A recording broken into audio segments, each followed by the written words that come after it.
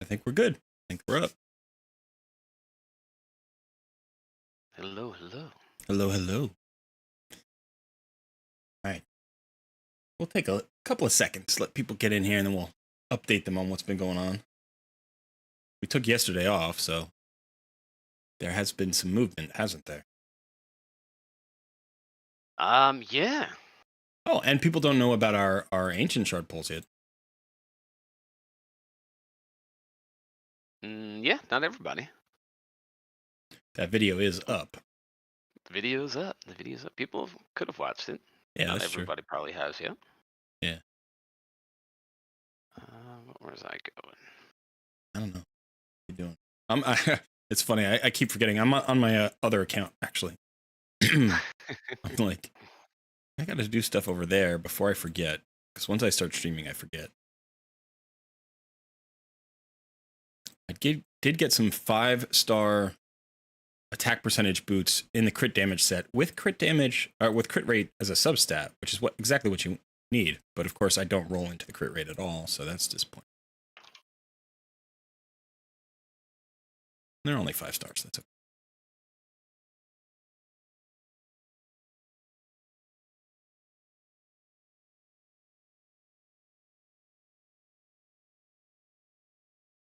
So have you been have you been using Wukong in the arena at all?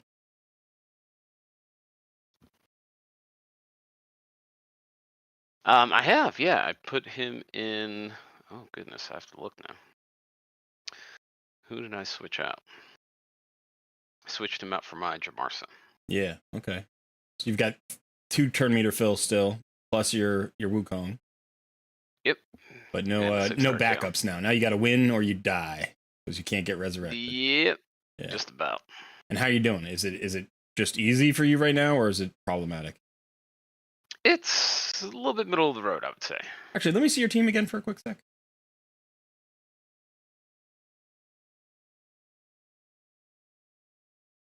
You got to put Wukong as your lead. Alright, he has a higher speed, doesn't he? Yeah, it's 9% higher. It's a lot. So, obviously you still want Deacon as your lead everywhere else, but for the arena and for 3v3 arena, Wukong is your lead now. And that is a good point. That is a good point. It's a fantastic point. Hello, M. Hey, Bryce. Gioti. Knock. We've got a morning, an afternoon, and an evening in the first evening, afternoon, hello, morning. Yes, we're all over the world again. But yeah, welcome all. Welcome all. We had an exciting weekend. We had all of our shard pulls. That video is up currently. So if you haven't seen the shard pull video, I don't want to ruin it for you because then you won't go watch it. But we had some interesting shard pulls. Sun pulled his first sacred ever, which was exciting. Definitely. And then we pulled, I think we pulled what? 8 voids total? 8 voids total. And then about 30 mystery shards between our main ancient account, shards. 30 ancient shards. Ancient shards. Yeah. Yes. And then after we recorded the video, we each got like 2 or 3 more ancient shards. Yes. Which were the most exciting pull of them all. There was a delay there. Am I lagging? Yeah, there was. I was zoning out for a second. I was watching this fight and I'm like, something doesn't seem right. And then I zoned out and yeah, now I'm dead. Okay, see? I knew something was off. New fusion event on Thursday. I haven't seen the announcement yet. I'm not surprised. I'm not surprised at all. That would be very early in the month, though. That'd be August 31st. That wouldn't even be next month. So we'll have to take a look at that. Emilio, welcome. Bryce said, so torn on who to 60 during CVC. Well, the good news is, depending on where your account is, that regardless of who you 60 during CVC, it's all the same points, right? So it's like, I know you want to choose wisely, but at the same time, the points are points. So, all right, I'm going to start getting into what we've gone over here a little bit. Why don't we start, Sun? Why don't we start with your account? Because your account's kind of had more movement than mine. So let's get you, yeah. let's show the stream your new roster. Yeah, if we want to look at the roster, well, now you don't need to watch the Sharp Pulse video. Well, at this point, they're here. They're here. But yeah, of course, everybody got Wukong.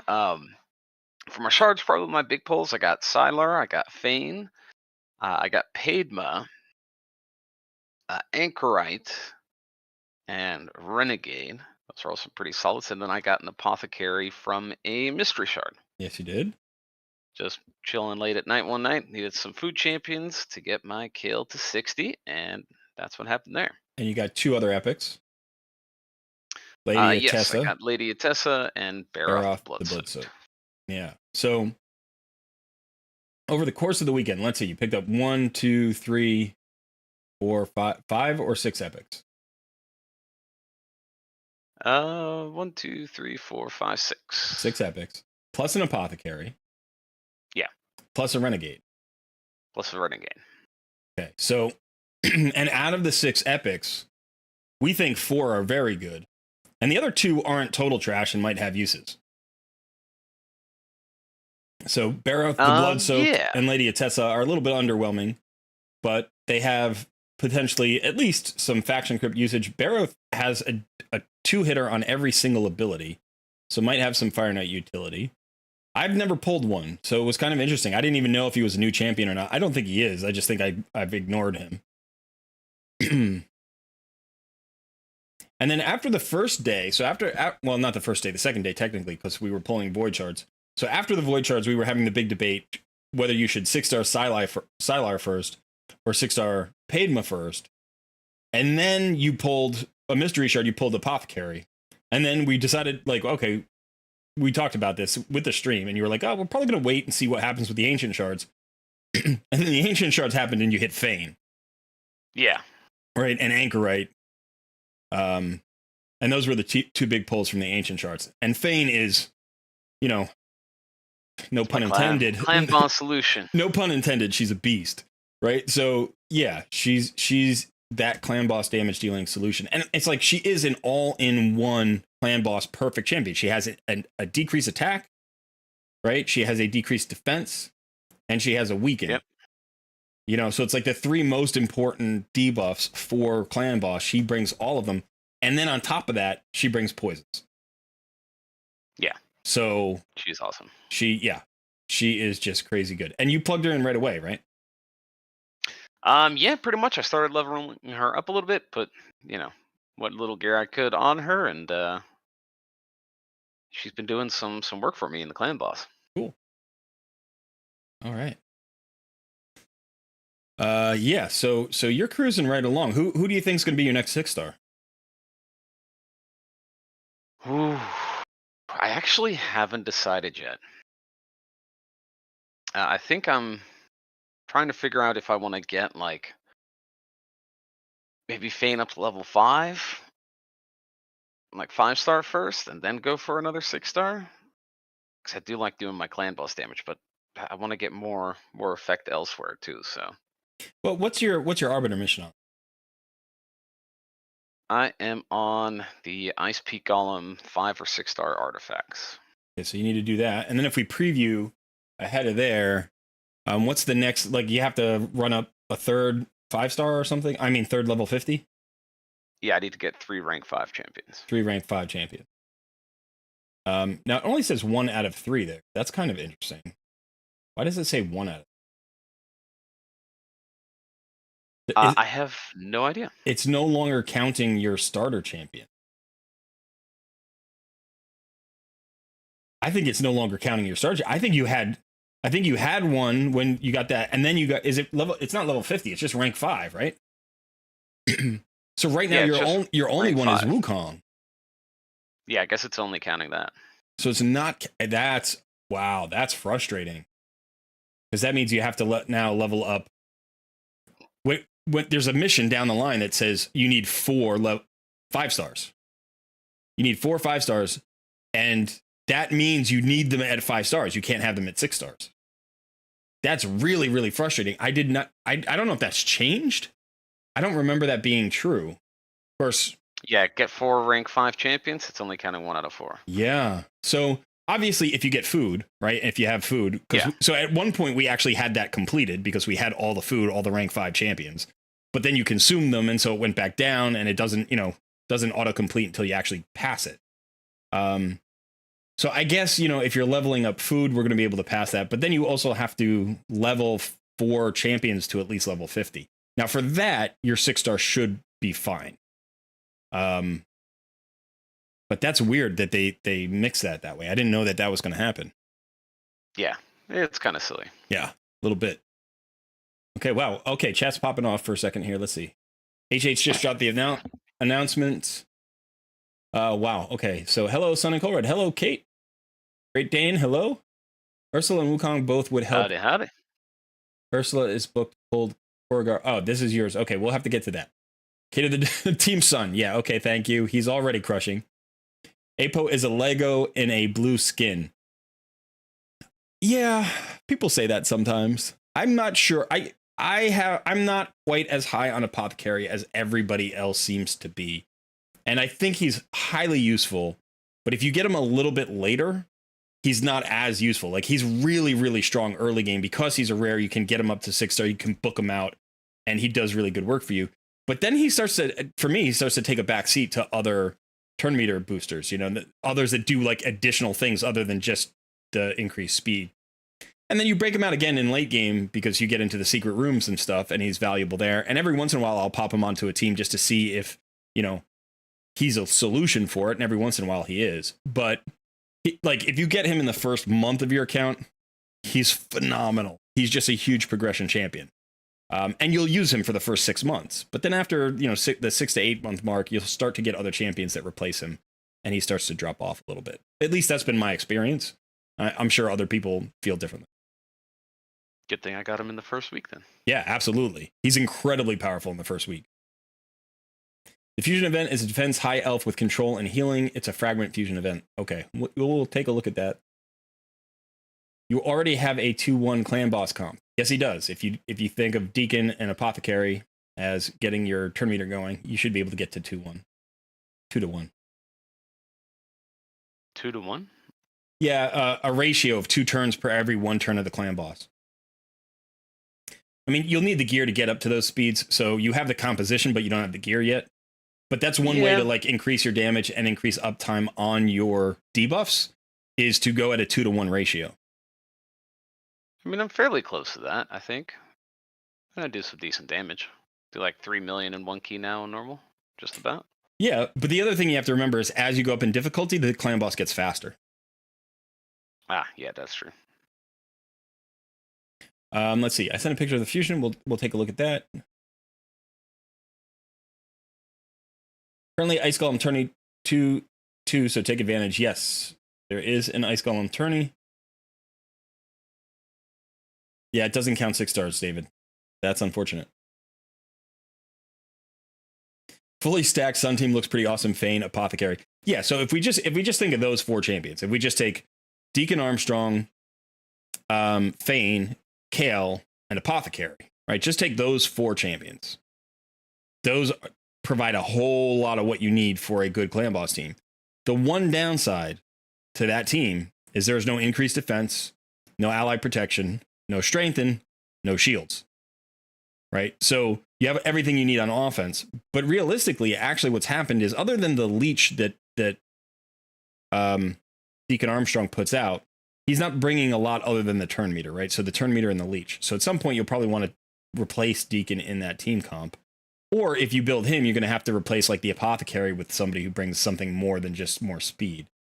So it's a very good clan boss composition up to probably like maybe Nightmare, probably Brutal. Like this will probably cap out at Brutal. But Fane is a permanent solution because she can do Ultra Nightmare, right? And potentially Deacon can be part of an Ultra Nightmare team as well. But Apothecary, probably not. Unless you have, unless you go with an unkillable. If you get like a Demitha or something and you need a 3-1 team, then you could run like Deacon and Apothecary and maybe a third, maybe a Seeker or something, and get your Demitha to 3-1. And then your Fane does all the damage and you're fine. So that's an option. I like it. That's an option long term. Okay, and how are you doing in arena? Where are you? You're silver 3 now or silver 4? Arena, I got my butt kicked overnight and dropped like 200 something. I was arena 4. Okay, silver 4, yeah. And then in the campaign, you're now farming brutal 12-3 or no? You're just pushing through brutal. For campaign, I just completed 12-3 brutal. Okay, but you can't solo farm it yet. I haven't tried yet. That's actually something I'm about to try not too long from now. Okay. Because I want to start doing my faction wars better. Gotcha. Yeah, we have one more day on the faction war stuff. We have one more day on the potion keeps. We might want to get into the potion keeps and farm up some potions. Oh, that's a good point. When do those run out? 22 hours. So we've got till tomorrow morning. Alex says, "Don't feel bad, son. I was gold 1, woke up today, and I'm silver 4." Yeah. Feels bad. So, all right, let's jump over to my account here. And okay, so my polls did not go nearly as well. Let's get Sun out there. I don't know where to put you. I'm gonna put you right there right in the middle, so people can see everything. Yeah. So I pulled Thylicia, I pulled a Sinesha, and I pulled a Balthus Drog Lord, and an Armina. Sorry. And then for my rares, I got a Doom Screech, I got a Hyrio who is farmable, I got a Preserver who is farmable. So nothing, super outstanding here. I mean, no total trash champions. I think Thylicia is a good champion, but I don't have a team set up for her right now. But she does have two AOEs. She has one that has the large decreased defense. She can also increase the duration of debuffs on enemies by 1 turn. She also has a 50% chance of placing Hex, and she can place a debuff spread. So potentially she could be a Hydra champion, an early game Hydra champion. Sinesha is a good champion. She has an AoE on her A1 that can have a second hit, but she's a support champion, so she doesn't hit super hard. She's usually best used in a blender composition with her sister, who is Skullcrown, who is amazing. She also has a solid heal. This guy, we both want him to be awesome because he's just doing the dual shield thing, Balthus Droglord. Yeah. But his kit is a little bit underwhelming here. He's very cool looking. I want this guy to be awesome, but he's mediocre. Decreased attack, AoE with a decreased crit rate. And then he does have a 100% chance provoke on a single enemy. And then he has a reflect damage, which is kind of interesting. But I don't know that he's got a lot of uses. He reviews decently well in all places, but I don't see an easy place for him on a composition. Like, you'd really have to work to get this guy to be valuable, I think. Unless that reflect damage is just super strong. Maybe Iron Twins then? I don't know. But okay, so however, I got my get you out of there. Put you back up there. I got into my arena with Wukong this morning, and I've been crushing it. So I'm getting close to silver 4. I was not as high as Sun was yesterday, so I'm doing well. Let's see. Let's go ahead and crush this team. Remember to put Sun Wukong in the lead. Unfortunately, I don't really have a champion to replace Jamarsa yet. So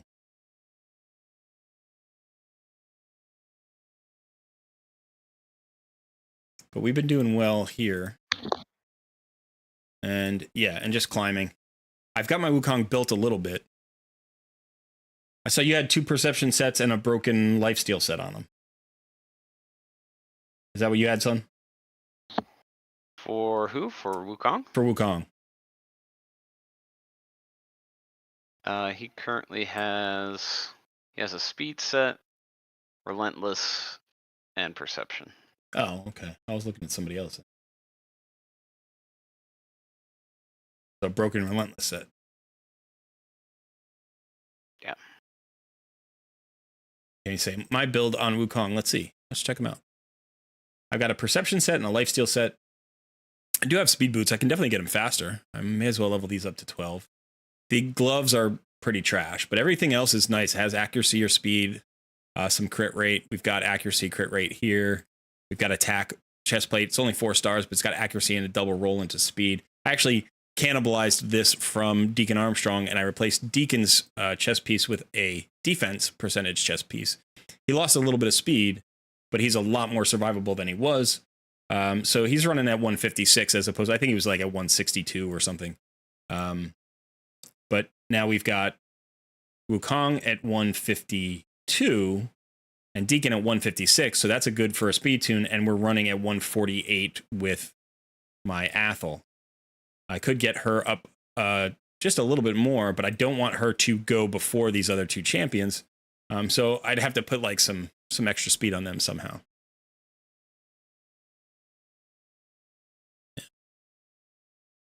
I did get a bunch of perception gear though. Oops. I could do this. This would be faster. We got some good perception gear here. A bunch of 5-star pieces. Nothing like super fantastic except this weapon, which has speed, HP, and resistance on it, which is pretty good. We got speed and defense here on this 4-star helmet. So yeah, we're okay. We're doing all right. I was able finally to 1-key clan boss on easy level. I used a single key, got 3.16 million. But you can see I did that with Wukong at 37 and Hyria at 20, and neither of them had any gear on. I just put them in there naked to see what would happen, and I still got 3 million. So that was good. Nice. Yeah, but now I have to get into normal and see what happens there. And unfortunately, I'm weak affinity against this, or at least my Athel is. Yeah, but I guess Wukong and Hyria are... Now Hyria is 30. So she's going to be my low-level clan boss, like, second damage dealer. I don't really have another good clan boss champion in my roster right now. So, I mean, I guess we've got a decreased defense here, but we've already got a decreased defense. Yeah, so there's no real... I could go with a decreased attack here. That would be helpful. I don't think I have a decreased attack anywhere else. So Balthus could play in the clan boss. I also have thought about putting in Doom Screech. So Doom Screech has an increased defense buff. And then he also shields himself. Unfortunately, not everybody.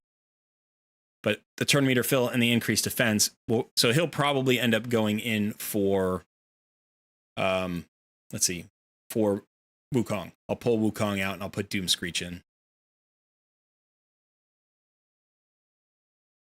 And hopefully that'll get me a few more turns, and that'll get me some more damage. In the meantime, Hyria is built. Not well, but she's built.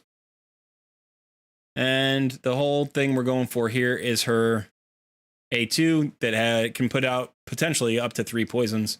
I do need to ascend her in order to make it like worthwhile. So I didn't do that before the fight either. I should probably do that. See if we could do that now. Well, reminds me I need to ascend my Fane. Yeah, you do. All right, so we'll get those extra poisons out.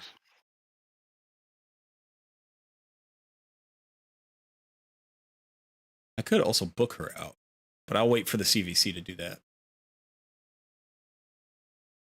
Got plenty of rare books and no real good rares to spend them on. So have to be Doom Screech and Hyria for now, probably. Unless I'm going to turn Hyria, if I'm going to turn Hyria into food at some point. I don't know. She's got an ally attack with 2 random allies, which is pretty good. So maybe I'll just keep her as a faction war champion. How many books does she take? 4, 8, 10. It's not too bad.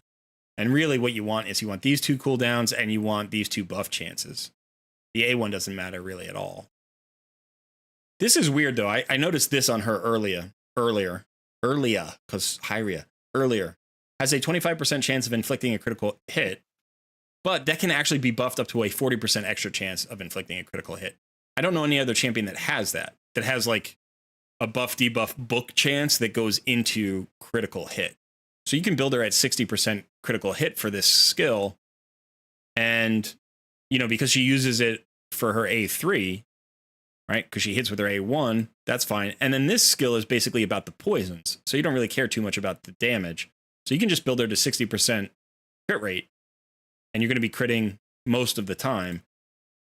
And since she's a poisoner, I'm basically going to build her tanky. So, you know, I haven't focused on crit rate or crit damage or attack or anything. I mean, these are the pieces that I've had. But get her fast, get her tanky, get her accurate, and she'll land her poison. All right. Let's see. Bryce says, Balthus is underrated, in my opinion. Maybe. We'll have to see. I've never gotten him early enough in account to really want to run him, you know, so now we have him kind of early, so we'll see.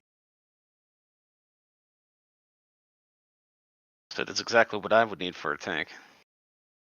What's that? Provoke and decrease attack? Balthus? I don't know. I don't know if that's what you need for a tank. I feel like for a tank you want an increased defense. You want a shield. You want a strengthen. You know, you want an ally protect. A decreased attack is nice, but that doesn't make the guy a tank, right? That just makes him a debuffer. Provoke, yeah, is tankish. Provoke is tankish. But okay, so what are you working on right now? You're working on faction crypts?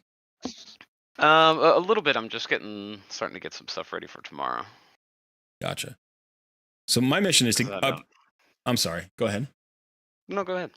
My mission is to upgrade 2 champions to level 50. So I need to get my Wukong to level 50. And then I can worry about what happens next. In the meantime, as I'm doing that, I'm trying to get my my Bannerlord faction crypt people going. So I have that. Now that video, the faction crypt like method, that video's not, that was just edited, right? We edited that today. So that'll drop tomorrow? Yep. Okay. The tips. All the tips. Yeah, so for those of you who've been waiting for that video, that'll drop tomorrow.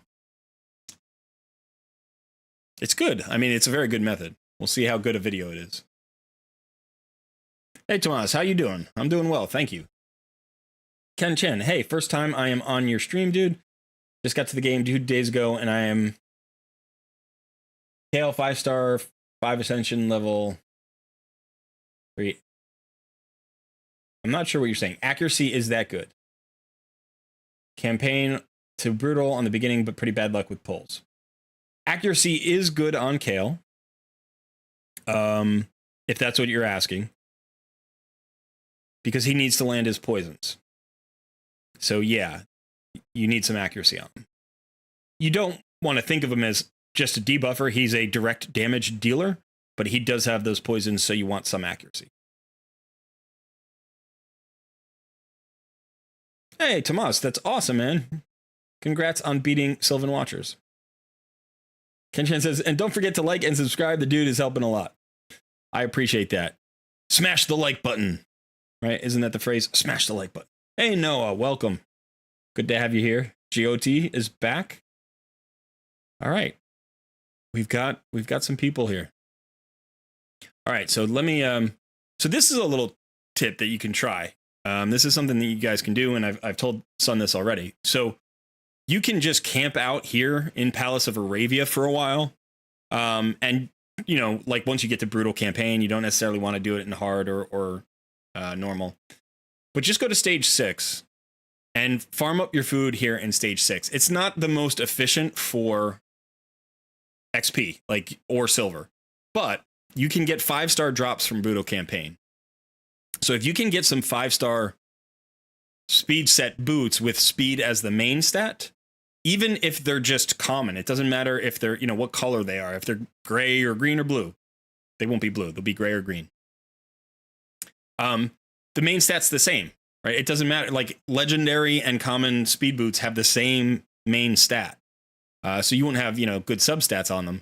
But if you're just trying to get faster, this is a great way to just get faster. You can, you know, camp here, spend 500 energy, maybe pick up 3 or 4 pairs of boots. Maybe this is a 4. Okay, so it's attack boots, which is not bad. Attack percentage boots is probably the second set of boots that I would want. Also, defense percentage boots are good. But yes, I'm just going to camp out here, get my food leveled up, get my Wukong leveled up. I'm going to burn a lot of energy here, and then we're going to get back into faction crypts. We're going to get into more arena, and we'll get back to the clan boss as well. But more importantly, we'll get moving on those arbiter missions again because I've been stuck. Defense percentage, not bad. I'm sorry, son, what was that? I totally zoned out again. It's one of those days. There are like 30 people watching you zone out. I know, it's terrible. No substats. Will Sun approve that? No, I do not. I do not approve. He doesn't approve the no substats. Yeah, but this is why he's the noob, right? He's the noob and I'm the pro. Because substats always matter. You didn't look at those polls, though. That's true. Yeah, the noob is crushing me right now. Oh, now, see, this is exciting. This is an exciting drop. Let's see if these are speed boots. Yes! Look at that! Look at that! Care about substats. Who cares about substats?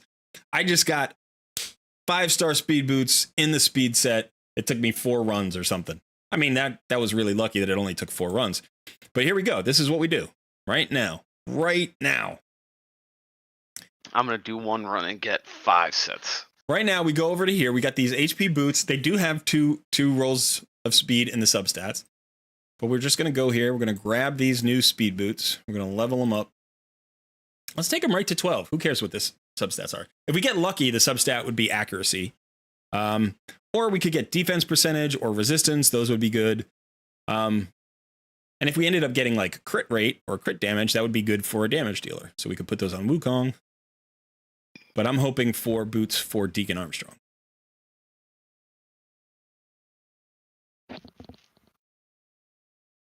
Take them right up to 12. Hopefully. Was it earlier this morning or was it last night when I was trying to just roll? I rolled one piece up from like level 1 to 12 and it took like 400k or 500k. It might have been earlier. Yeah, I know you told me about it taking forever. It was ugly. Should not take $500,000 to get just to level 12. Right now I'm at about 100 and I'm about 200, right? 200,000. Getting stuck on level 12. This is annoying. Come on. Resistance is good. How about accuracy? Crit rate. Crit rate's not bad. And 6% crit rate, which is the high one. So this could end up going on a damage dealer at some point. But for right now, let's just do the fitting room. See what would happen if we drop this on Deacon. Gets 13 extra speed, and we've still got more to go. We can go up to 16. So that could get us to 180. It'll get us past 180. So that's a really good speed improvement. We're losing a ton of HP. Look at that. We're losing almost 4,000 HP. Defense is the same. Resistance is a little bit up. We lose 10 accuracy as well. But that's okay, because what we care about for right now is speed. His accuracy is fine.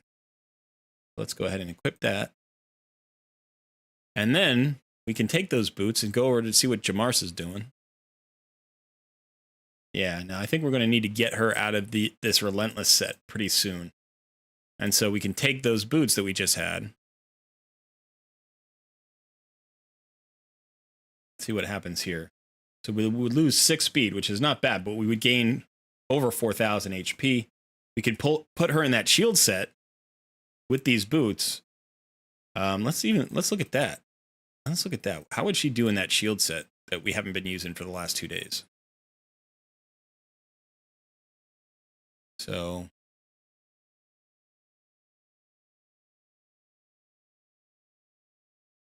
and then we probably put, I think I have speed gloves that are like defense or something.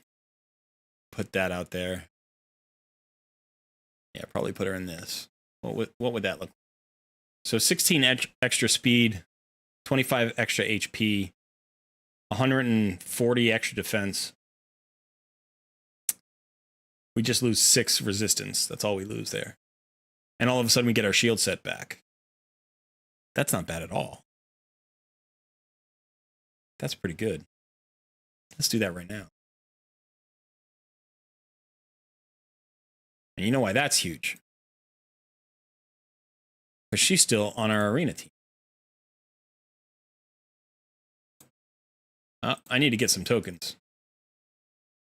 There we go.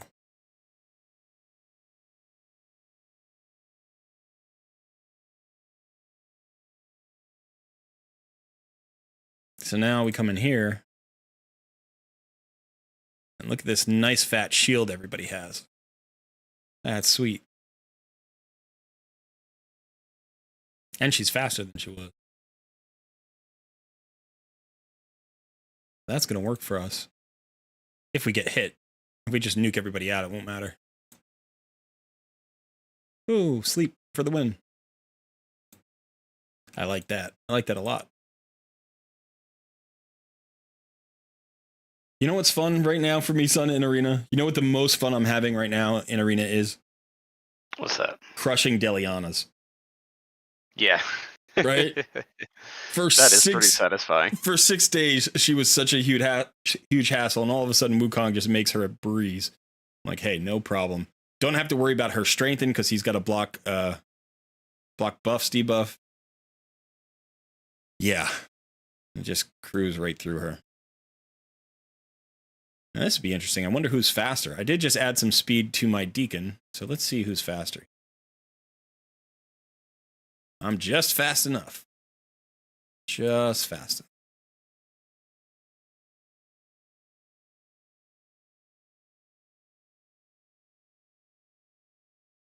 And nuke them out. More Delianas need to die. All right, while we're doing that, let's go talk to chat again.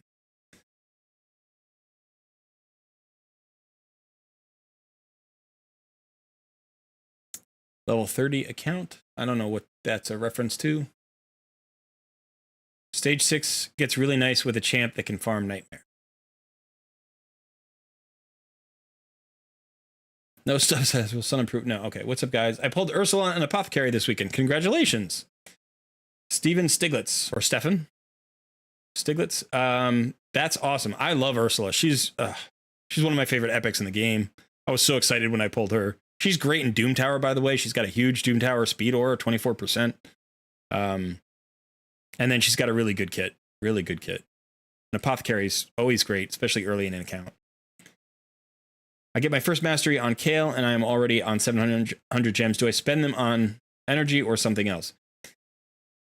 If you spend the 800 gems, you'll get everything. Like, if you just get 1 or 2 masteries, that's so, like, you can do that in a couple of runs. It takes a lot of runs to get your full masteries. It is more efficient to buy your masteries for your first 6-star. Even if you've got a few masteries on him, it doesn't matter. You would still want to buy them. Billiana's here. Hello there. How's the beginner account doing? We're doing well. We're doing well. We're moving along. Doing well. Let's see. See, I've read that guy's question as he already has all of his masteries on Kale. In which case, if you think you're going to play for a long time, like the gem mine would be a good investment. You get that back in 100 days. But if you haven't unlocked Kale, like, or, you know, your starter champion's full masteries, then yeah, that's going to be a good bet. Kind of hype getting Arbiter on in like 6 missions on day 164, 165. That's very nice. That's good. That's around where I usually get it. Sometimes later. I've gotten it as late as like 195 or something. So 164, 165 is a nice, respectable speed there, and it's such a huge boost to an account, Andre. So, yeah, she's awesome. She's awesome everywhere too. Give us some CVC tips or mistakes people do. CVC tips. Okay, so CVC is a relatively straightforward deal. You're gonna you want to check the list of points, right? The objectives, because sometimes there is an objective that gives bonus points. So you want to make sure to do that. The the other thing is you don't want to throw away like free points that don't take energy. So make sure that you do your faction crypts. Make sure that you do your, you know, your clan bosses. Make sure you do your Doom Tower if you're in there. Like, you know, whatever points you can get from arena, you know, from 3v3 arena, do all of that, because that's a ton of points that people throw away because they're more focused on, like, you know, doing the dungeons or something like that. I think the other tip is, you know, you generally want to save your fragment champions for a CVC unless you really, really need that fragment champion for like clan boss or something. So I always have a roster of fragment champions on my main just waiting for a CVC to be pulled. The other thing is a lot of clans will wait until the last 4 to 6 hours, maybe even less time to really push. So if you're just a little bit ahead or just a little bit behind, the last 4 to 6 hours of clan v clan can get really intense. Another thing to watch out for is make sure you are following your clan's rules for CVC. There may be rules around how much, you know, involvement you need to show, how many points you need to get, that kind of stuff. Or, you know, some people want you to make sure you're always available for clan versus clan, and if you're not, they get frustrated. Our clans are pretty, this is going to be our first CVC, so we're not at the point where we're really worried about that kind of stuff just yet. Yeah. So hopefully everybody is active and puts in some work, but... You hear that, Team Sun? Everybody put in the work. You know what would be funny is if somehow through the random draw, our teams got matched up. We end up against each other. That would be awesome. That would be really fun. That'd be really cool.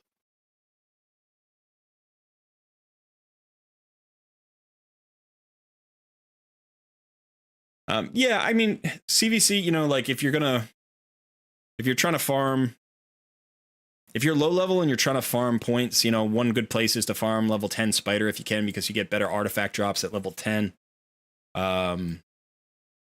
Like the next best place to farm Spider is like level 16 or something. Like you don't want to farm 11, 12, 13, 14, or 15. You want to stay at 10, which is strange because that's not true for all the other dungeons. Oh, I think I can answer a question for somebody. What's that?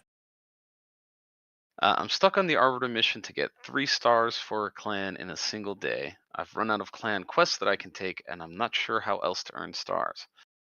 Give me 15 seconds for this battle to end, and I will show you.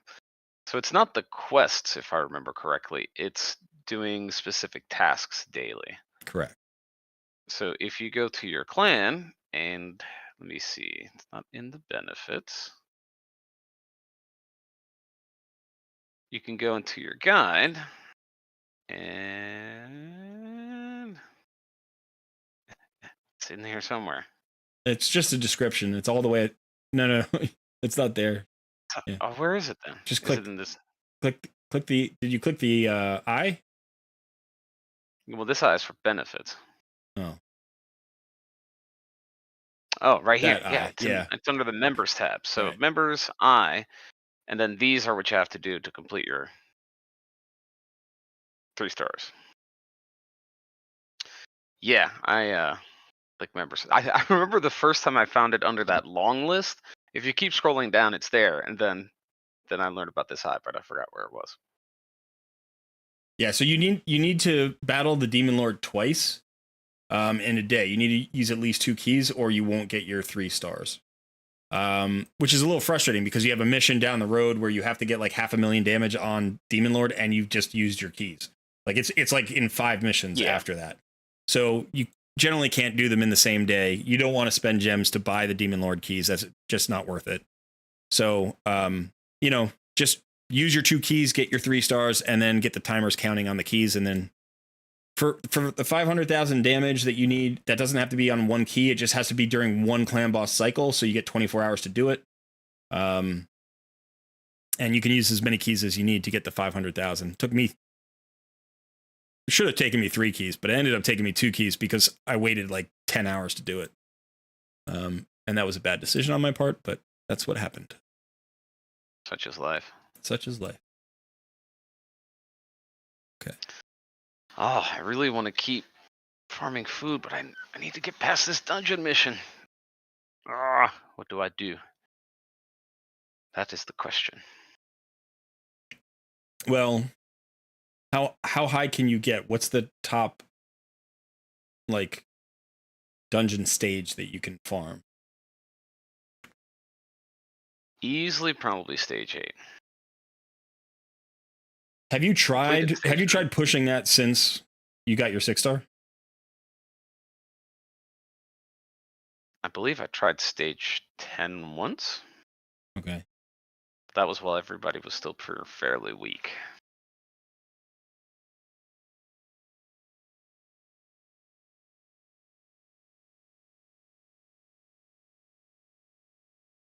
We can give it a shot and see what it does. Yeah, you try it.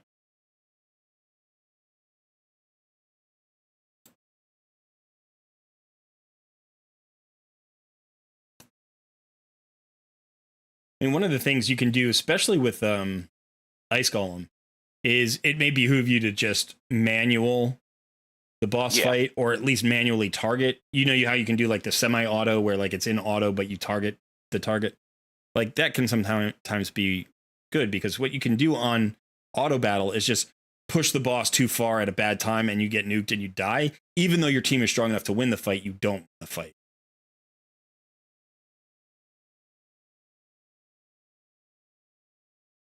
I'm hoping for one more set of speed boots here, and then I'll move on.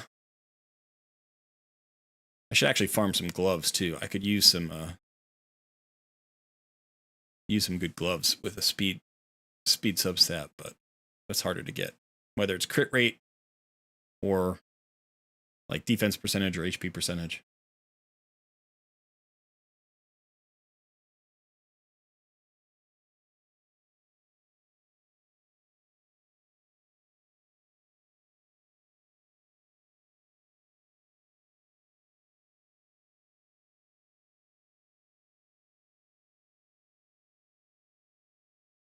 What set is your Jamarsa wearing? Combination of random crap. No.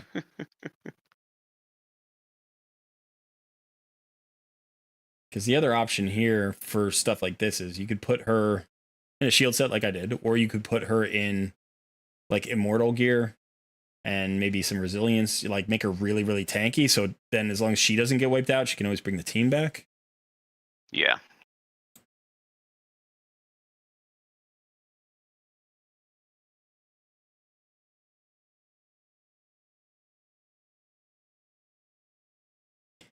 Yeah, unfortunately, we talked about Fane in here. Fane is dangerous to bring in here because one, she's squishy, but two, she can easily push the boss too far too fast because she's got the weaken and the decreased defense.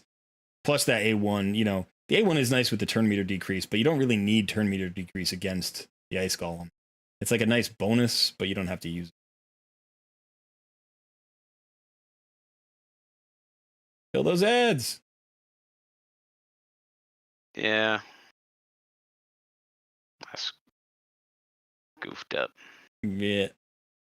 Yeah, might be able to do it on his own with enough lifesteal.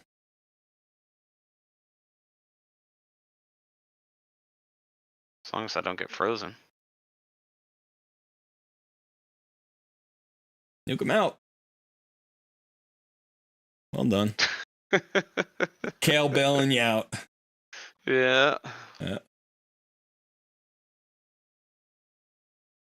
I don't think I could do the next one, but as long as I could do stage 10. Who would I switch? You could definitely put Tyler? yeah, she's in a stun set. Yeah. Yeah, because you could potentially stun the ads, which would be helpful, or stun the waves coming in. It's not going to do a whole lot against the boss. I think she has a decreased accuracy, which I'm not sure if that affects the. I think it would affect the Ice Golem and his freeze. I don't know if his freeze is. Sometimes the debuffs are irresistible debuffs. Like, the clan boss stun can't be resisted. But I think most of these dungeon bosses, the effects are resistible. Like, you can definitely resist the stun in the dragon. So I would assume you could resist the freeze here.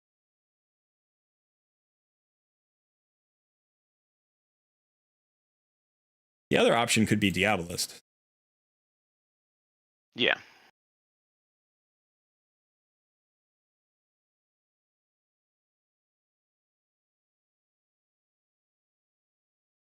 Okay, it's hard.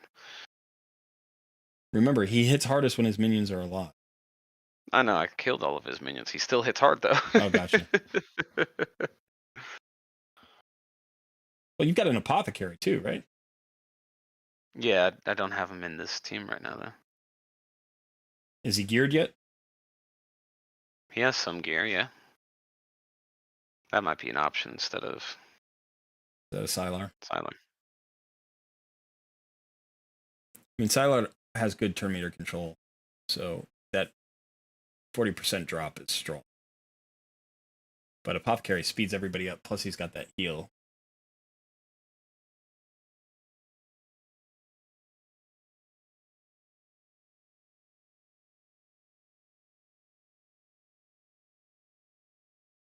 You need 5 and 6-star gear? Yeah. Yeah, let's see. At stage 10, what are you dropping here? Let me pull up 4 to 5. I'm gonna pull up the loot tables. Okay, so at stage 10, you are dropping 5-star gear 31% of the time, and 4-star gear 69% of the time. So in order to have a better than 50% chance, you need to get to stage 13. Which doesn't feel like you're there yet. No. So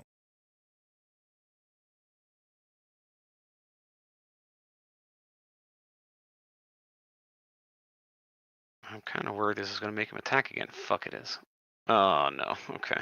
Bad juju. Hey. Watch the language. Sorry. Yeah, so I'm going to wipe on this one. I know that feeling, though, where you're like... Yeah. Unfortunate. Well, you can keep leveling up Wukong. Obviously, that'll make him more survivable. You can keep leveling up Apothecary, get him to 40, get your Kale up to 60. You know, those will make them all stronger and more survivable. The other option, you know, another good option, I mean, you should do that anyway, but another good option is to get Jamarsa into better gear. Because if she's really your, you know, safety net, then she needs to be super survivable. Yeah. Have I decided on if I'm going to level Padma or Sylar? Though there's also Deacon, and how am I going to approach that? And then we also said there's Anchorite, who's great. Yeah. There's Apothecary, I guess who's you guys awesome. can't see, but I have my here.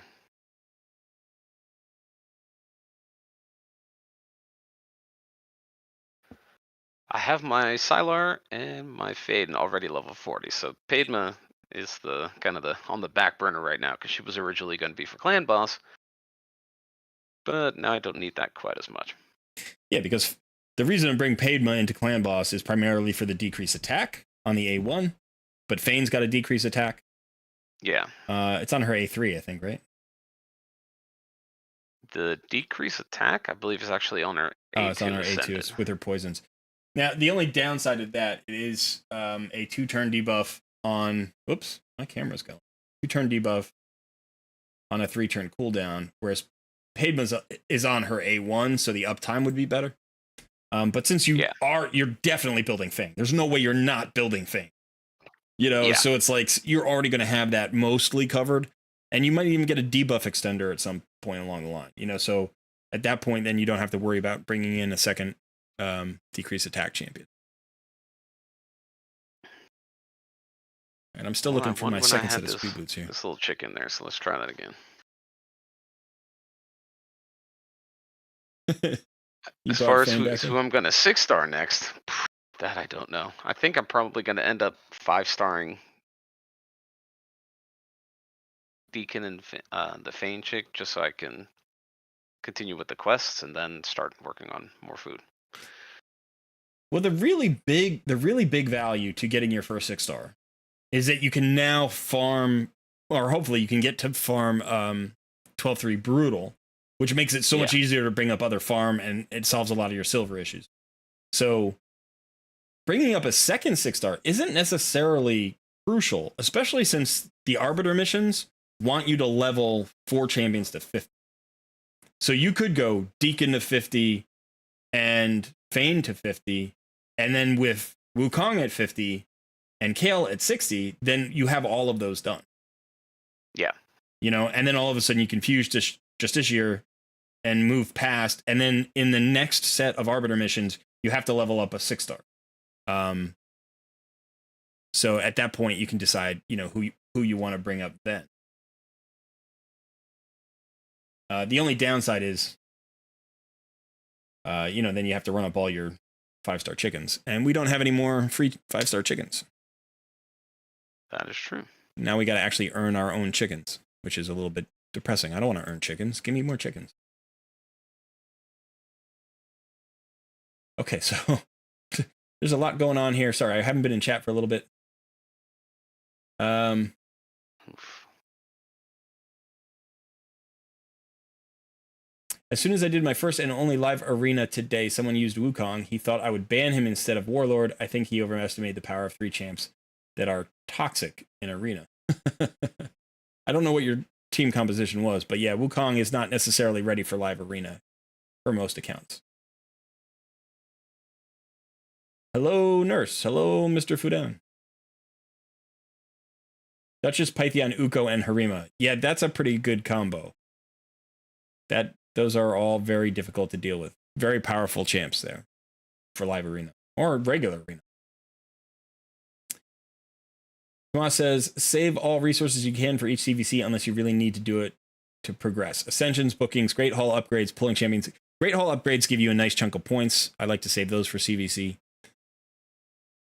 Hammerhawk says, pro tip for CVC, as a clan, make sure you get more points than your opponent. That way you will not lose the CVC. That's an excellent tip, Hammerhawk. Thank you. That's really the only tip you need, right? Like all the other tips are just kind of a waste once you hear that one. Push masteries on Minnow on CVC. Yeah, it's good to get masteries during CVCs. I agree. Black Mamba says, so I just pulled Astrolith on 2 times and my Deacon has 230 speed. So who should be in arena, Wukong or Astrolith? That's a good question. And the answer is I don't know the rest of your composition, so I'm not 100% sure, but let's go look at Astrolith. Oh, you're still sharing my screen, by the way. Yeah, I'm back in the mainstream here. I think I'm watching me facepalm as I die. You're gonna be fine. Son, for my second 6-star, should it be Frozen Banshee or War Maiden? Well, as the noob, my response there would be not War Maiden. And Frozen Banshee, I don't know enough about. What would you say, son? Wait, why did I just say? You just called me son? What? See, it's today, man. My mind, my brain, it's melted. It's gone. There's nothing left in here. Got the Hypnotoad. The Hypnotoad. All right, so here we've got Astrolith. Now, Astrolith is a good arena champion. Ally speed in arena battles by 28, so the same aura as Wukong, which is, I guess, where the comparison is coming from. So let's look at the kit. A1 fills a turn meter of a random ally by 15% on an attack. Fills a turn meter of all allies by further 15% if the attack is critical. So you can attack and get a turn meter fill of 15%. That's pretty cool. Just got to watch out for weak affinities. A2 attacks one enemy, places 2 bomb debuffs that detonate after 1 turn. This debuff cannot be resisted, so you don't need accuracy. And 2 bombs that detonate after 1 turn, that's killer. That will wipe somebody off the board. A3 on a 5-turn cooldown if you book it, grants an extra turn and decreases the cooldown of this skill by 3 turns if this champion's HP drops below 20% when attacked. That's the passive. And then the active is exchange remaining HP levels with a target enemy that attacks with the default skill. Cannot be used on a boss. And that's this skill.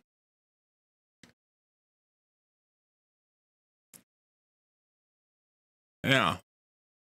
My feeling is Wukong is probably a little bit better. But it depends on the team composition. This is a single target assassin.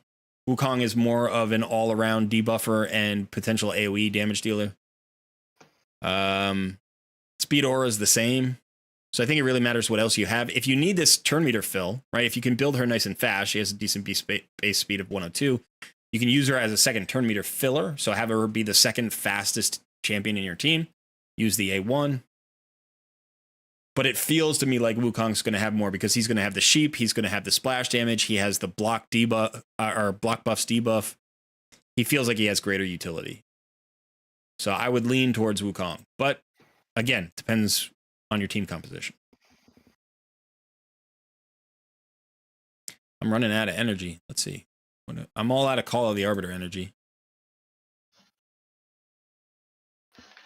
Wow. Finally? Finally.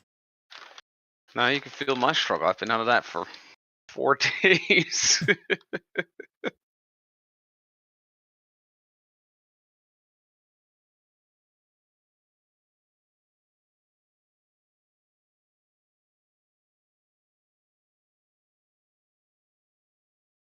Yeah, finally at end.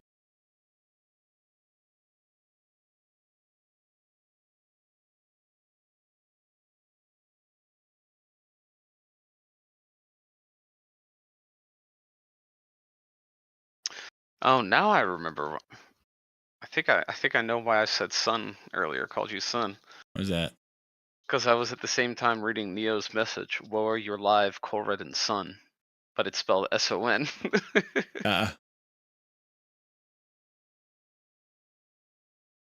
Not 3-star gear. No. I like being in Silver 4. This is fun.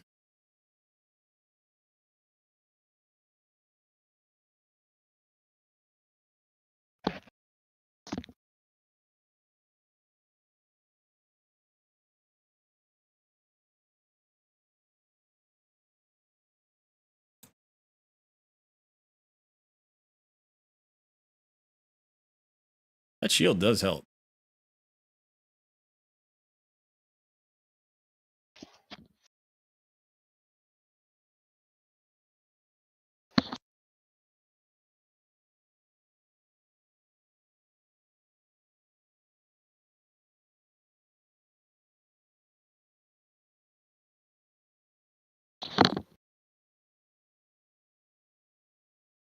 This is a tougher fight than I expected it to be. But we pulled it out.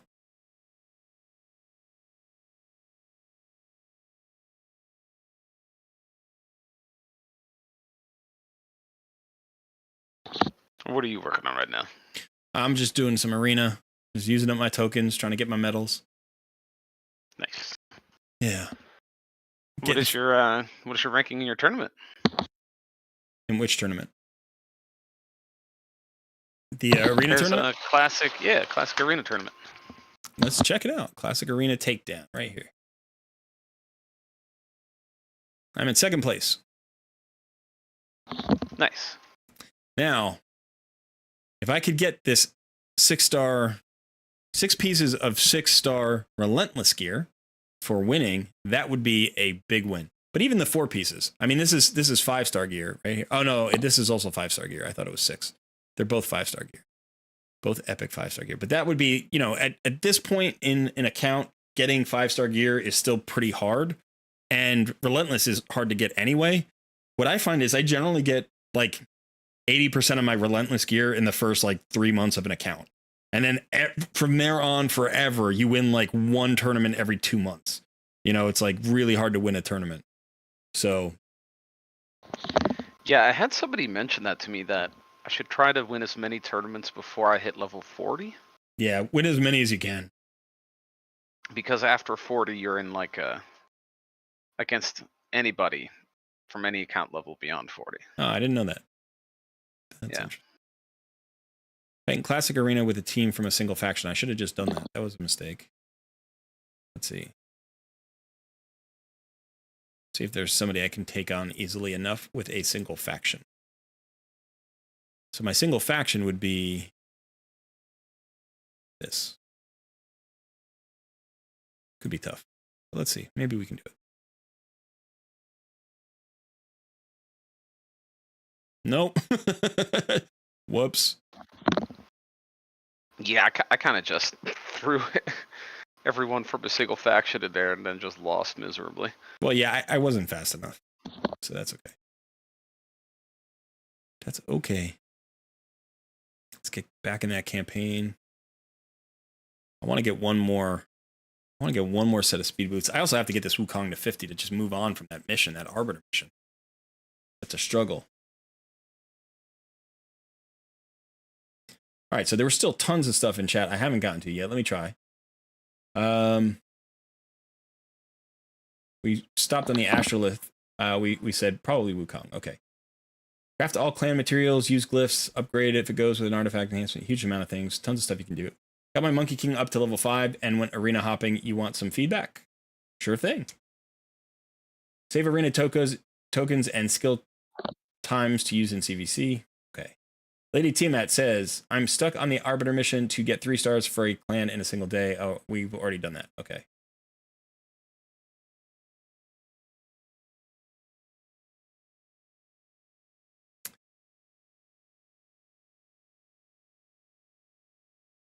Would you happen to know anything about Weirgrin, Sun-Cursed, Siege Hulk, Yellow-Greena, or Luria? Not much about any of those champions, actually. Siege Hulk I know a little bit about, and then Luria I know a little bit about. So let me go see if I can find those for you. So Siege Hulk.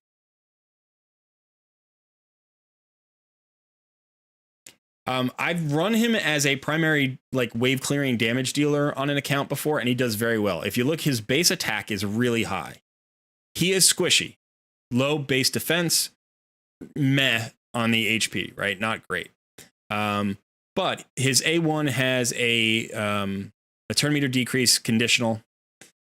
His A2 increases attack just on himself and then attacks all enemies and has a chance of placing AoE decreased defense at 100% chance. So this skill hits really hard. Plus it decreases defense as a result of the skill. So you can use him as like your debuffer, as a setup nuker to kind of soften up the enemy, maybe bust through the shields or something like that, get that decreased defense out there. So he can be used in arena. He's not super fast, so to have him as a setup man is a little bit tricky. But I find that this is better as like wave clear, you know, in like Doom Tower or something like that. But I've used him in arena and he hits hard. And then places an increased crit rate, an increased crit damage buff on this champion for 2 turns and attacks one enemy. Has a 100% chance of placing a decreased speed debuff on the target for 2 turns on a 3-turn cooldown. So he has a slow on a 3-turn cooldown, which is nice. Again, you can use this first and then go into your nuke. And you're going to hit really hard because you have the increased crit rate, increased crit damage, plus the increased attack, and then you drop the defense. So his kit doesn't synergize perfectly with itself in the sense of like the timings and stuff. Like if this A3 had an extra turn mechanic or something, that would be silly. Then he would be OP. But he's very solid as a damage dealer. He's great for faction crypts. You can use him in Doom Tower. You can use him in arena if you can get him fast enough. You can use him as a primary nuke or as a setup man. So yeah, really good champion. And then what were the other champions you asked about? I've already forgotten. Yellow-Greena, who I kind of know a little bit. But there was somebody else that you asked about that who I did know. Luria.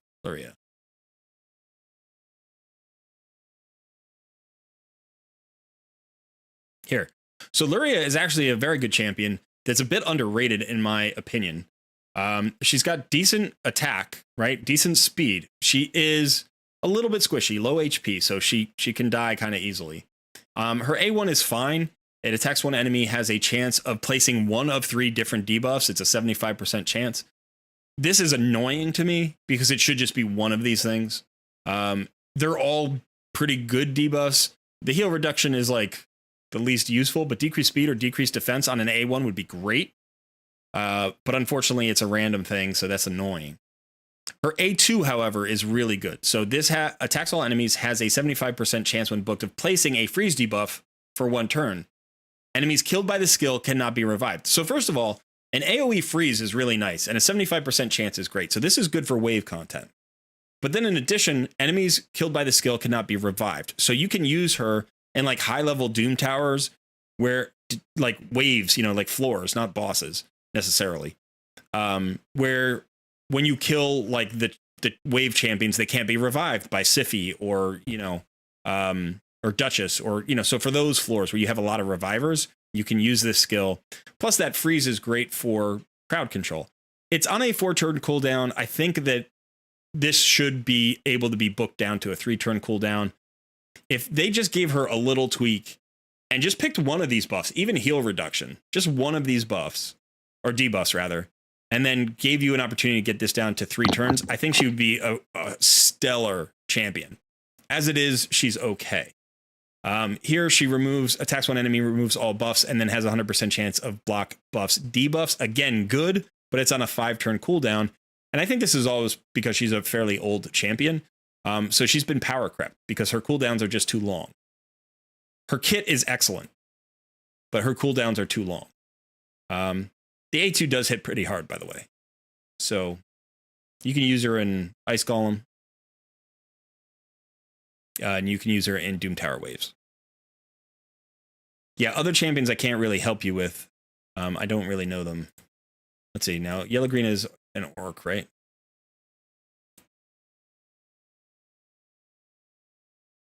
Or is she an Ogren?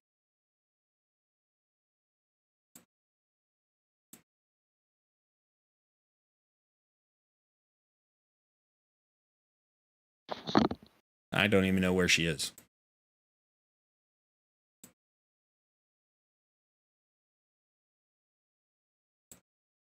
Anybody? Somebody shouted it out. Somebody knows.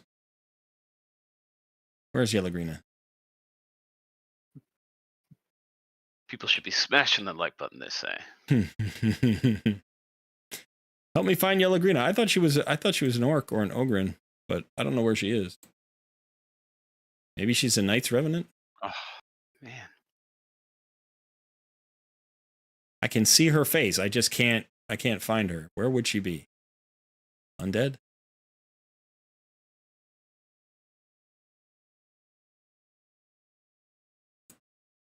This is going to bother me. I'm going to have to go out and find her now.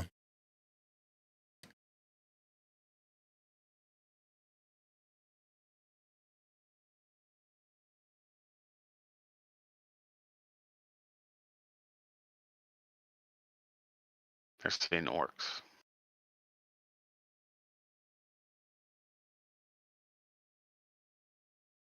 That's not the spelling. What's the spelling of the champion's name? OGRYN? No, the champions, not the faction. Her name's not Yellow Green. It's something else. Like, sometimes the spellings are different in different languages for the champions.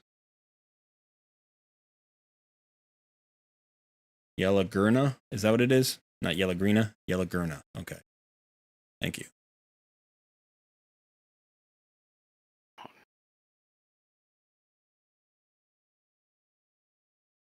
Yeah, she is an orc. Okay, that's what I thought. Why didn't I see her? It's literally the first place I looked. Where is she? There she is. Okay. Cool looking champ. All right, so I'll just give you my impression. This is how I break down a champion I don't know, right? Which is always a good skill to practice. So I'm looking at her base stats first. I always look at the stats first. Speed is not great. 95 is about the slowest speed where I feel like, okay, she's not too slow to be detrimental, but she's definitely not fast. Defense is low. Attack is pretty good. 1365 is not bad. HP is low. Seems squishy to me. She does have some accuracy built into her kit. She's an attack-based champion. Okay, let's see what she does.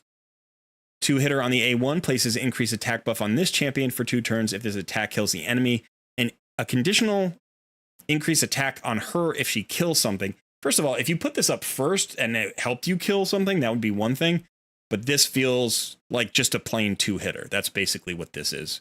The conditional is not helpful, not very impressive. AoE on the A2 has a 100% chance when booked of placing a decreased attack buff for 2 turns on a 3-turn cooldown. That's a very solid decrease attack. It's not as good as a decreased attack on your A1 like Padma's, but all around good for wave content. Plus it's an AoE, so A3, attacks one enemy, has a 100% chance of placing a block buffs debuff and a block active skills debuff for 2 turns. This attack is always critical, which means if you wanted to, you could build her with less than 100% crit rate. But this is silly. That's a throwaway. Because if she's an attack-based champion who's a damage dealer, you're going to build her with 100% crit rate. I mean, unless you're just using her as a debuffer, I guess. But that doesn't make a lot of sense. So block buffs and block active skills are both good. It's only on one enemy. If it hits really hard, it might be good. And then revives one random ally with 50% HP every time this champion kills an enemy, which is not a bad passive. That's actually a decent passive. It's not good against bosses, though, right? Not unless it's a boss with minions. And then the aura increases ally attack and faction crisp by 30%, which is a nice, healthy percentage. And it would make her hit harder. I'm sure she would be good for faction crypts because she has an AoE with the decreased attack. She has block buffs and block active skills, which you can use on most faction crypts bosses. You can also use it on like tricky wave champions that, you know, have like unkillable buffs or counterattack buffs or stuff like that. That would be good. Yeah, she seems like a faction crypt champion, a faction wars champion, and probably nothing else. But she's cool looking. She's very cool looking. She's got that going for her. She does. I mean, I wish, you know, I feel like sometimes some of the orcs, especially the women, get a little bit shafted on their character design. Like this, you know, Seer is an amazing champion. This is such a lame character model. Like, I know it's an early game one, but it's like, let's, you know, give a chick some big boobs, paint her green, throw some horns on. It's like, come on, you can do better than that. In fact, I know you can do better than that. Look at this. I mean, this is amazing. This is great character design. Look at that sword. That's cool as... I mean, she's got a flaming skull helmet here. It's weird looking, but at least it's interesting, you know? Yeah, like, look at Shaman, right? Okay, she looks exactly like Seer. She just painted different colors. And these are epics, you know? Look at Bonekeeper. Hey, it's a third one. It's the same skin 3 times, slightly different bones, slightly different colors. How about Zargala? Basically the same thing, took away the bones, gave her some spikes on her shoulders and an axe. You know, it's like I always feel like the epic orc ladies here get shafted. This is a little bit better, right? At least this is kind of different. Sandlash Survivor. But man, I mean, there are only, let's see, Maruka. Yeah, see, that's kind of cool. A little bit of the like Spartan headdress there. I mean, still pretty basic, but a little bit more. A little bit more. So if we took every single female character, Bloodfeather, not awful, I guess. There's only one cool looking female character in this whole. Actually, okay, there's 2. This chick is crazy. She looks like a vampire. She's like an orc vampire. Okay, so we have got 1, 2, 3, 4, 5, 6, 7, 8, 9 female orc epics, and only 2 of them are cool looking at all. So I think they need to do a better job with some of those orcs.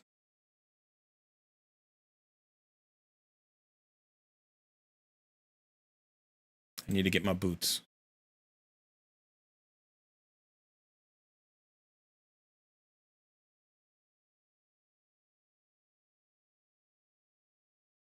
All right, let's go back to chat here, see what people have been talking about. Okay, so.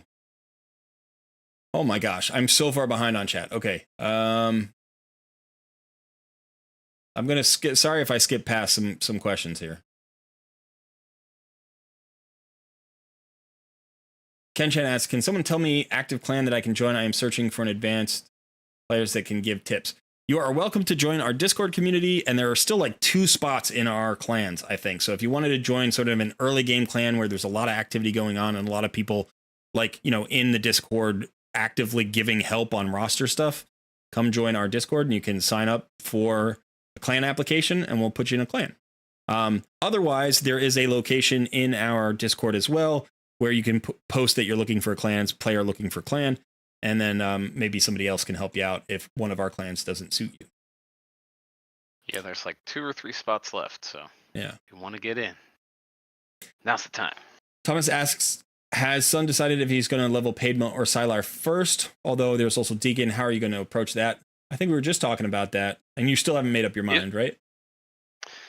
Well, yeah, so I think when we talked about the Padma, she was originally going to be kind of my clan boss focus, but then I got Fane, so don't really need her quite as badly. So yeah, that's why Fane and Sylar have been leveled to 40 and Padma has not. As far as what's going to happen from there, yeah. No idea. I don't quite yet know who's going to be the next 6-star, but I definitely think at least Fane for sure is going to go to 5 stars pretty soon. And probably Deacon too. All right. Let's see. What's next? Which one is more important in the novice tournament, first place or second? Doesn't matter. Depends on what you're getting, I guess. Well, no, in the first place you're getting an ancient shard. In the second place you're getting 75 gems. The next ancient shard event is actually 4 weeks away, basically, almost 4 weeks away. So that ancient shard's not going to do you a lot of good if you pull it now, and you're going to have to wait 4 weeks to, have it like be more valuable. But the gems you could actually spend on masteries for your champion, or you could spend on the gem mine or something like that. So I actually think second place would be totally fine. If you get the ancient shard, that's great. You can either pull it, see what you get, or you can wait for the 2 times event. It's never going to disappear. You're always going to have that shard. But it really doesn't matter. Both of them are valuable for different reasons. Anchorite. That's a good option for heals. Yes. Anchorite's a very good option for a lot of reasons, but he has a full heal on a single target, 100% full heal. Fane is insane. The bad thing is Fane is too squishy and hard to keep alive, which is why she's preferred in unkillable clan boss teams. But if you've got a good setup with several defensive buffs like strengthen and ally protect and those kinds of things, then you can keep her alive in a killable squad as well. Or you can just let her die like I do, and then bring her back. Billion says, 2 days ago, I built the most stupid unkillable clan boss team ever. 3 Painkeepers, a Mana Eater, and a Geo. Potential 2 key, but just potential. Lol. Yeah. That would be interesting. I've thought about doing stuff like that. I love Painkeeper. I'm like, man, I've got 3 Pain. I actually have 4 Painkeepers right now. I'm like, I could build all 4 of them. Why not?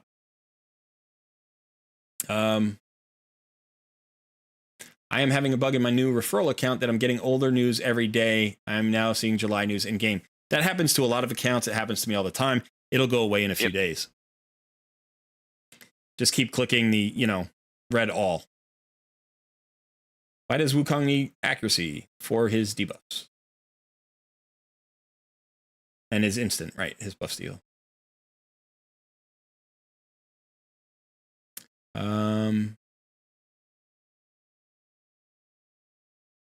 As someone who has Eshelith for quite some time, like 3 years, I can say she is always a nice surprise. The one who gets the bomb is just gone. Yes, she's a single target assassin. Absolutely. Lady Tiamat, get past that mission. Congrats. Great Dane says, hey everyone, Steve 11B is back. Hey Steve, Neo is back. Hey Neo, Femoral is back. Hey Femoral. Hello. 47 people watching and only 14 likes. Seriously, people, Hammerhawk is shilling for Colred plays. I appreciate it. Noob versus Pro. Smash that like button. Orcs, Ogrin, Yellow Gruna, right? Okay, we've now I'm finally catching up to the stuff I've already done. Sargala is the best version of that skin. I think probably you're right. Laberga looks cool. She does. She looks scary. Painkeeper, Spirit Hose, and Coldheart have a bunch of clones. That's true. There are a lot of clones in this game, especially if you look at the champions that launched with the game. There are a lot of clones. How long is the stream, Colred and Sun? Actually, we're probably only going until maybe 4 or 4:30. So we got about 2 more hours. Sylar and a stun set is amazing. Love her. Kate of the Dead says, I agree. That is one of the best usages for that champion.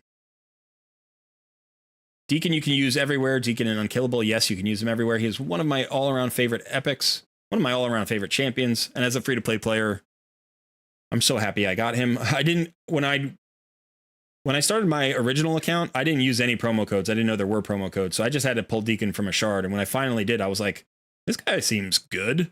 And then I built him, and now he's everywhere. This guy seems all right. He seems all to right. be doing something. Yeah, I mean, he's got a weird hat. He's doing something. He's doing a little bit. I'm in Silver 3 thanks to the Monkey King. He might get me to Gold 1 my first time ever. Well, go for it, Mr. Fudan. I hope you do get to Gold 1. Deacon is great in early and mid-arena is one reasonable answer. Deacon is my Gold 5 solution. He's a perfect complement to Arbiter.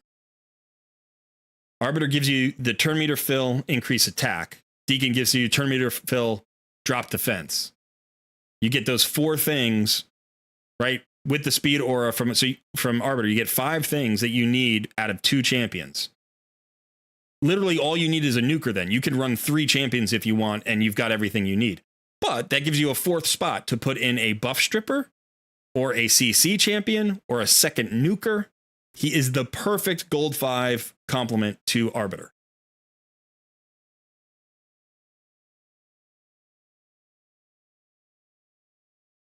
Too bad game auto-collected my Wukong. Wanted to save for tomorrow. I wanted my Wukong because he got me 2 epic tomes in the champion chase.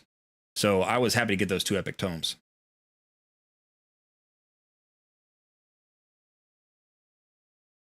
Bryce says, same here. I learned about new account codes on day 8 after getting Rhonda from the last event she was in on Pole 6 Agents.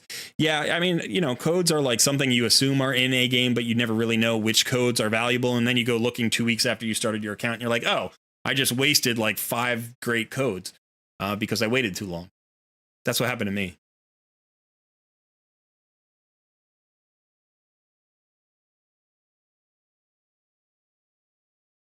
That is not what happened to Sun here, though, because he had a friend who knew all the codes. Oh.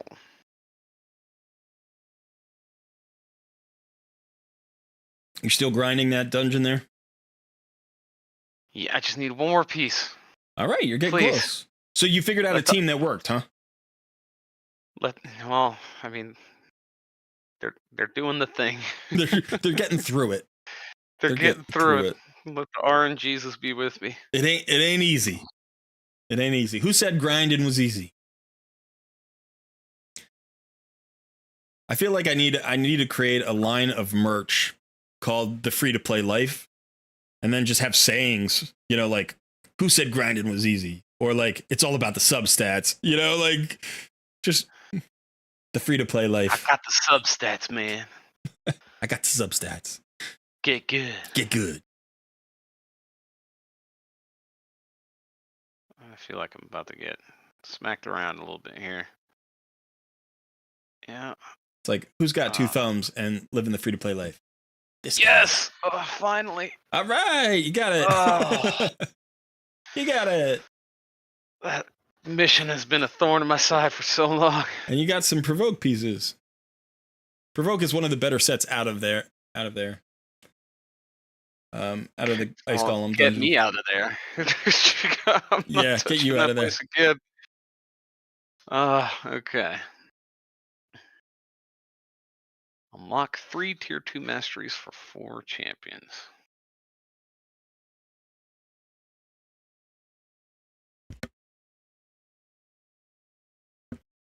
Still haven't gotten my next set of speed boots, and I want one badly. I don't even care if they're 4-star. 4-star speed boots with speed main stat would be fine. I just need at least 1 more set.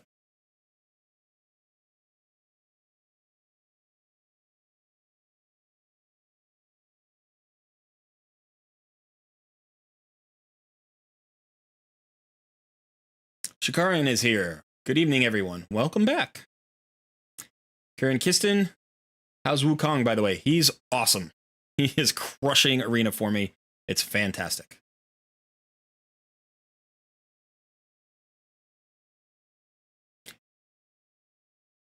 Think I can do stage 10 Minotaur? You missed Ninja by 1 day. JB, I'm sorry, man.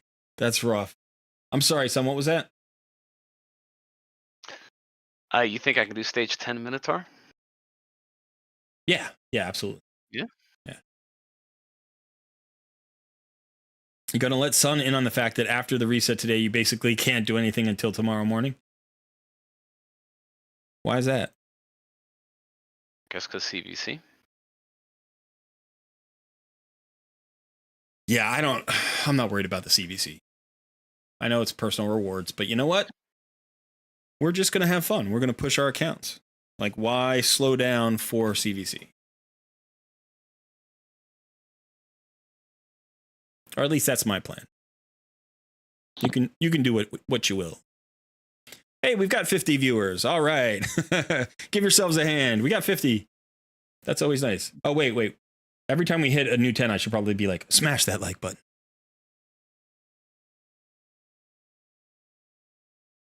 Monkey King is good. Faction Wars keys should be saved. Yes, that's true. So that's a really good tip, actually. So this is the thing, son. You get points for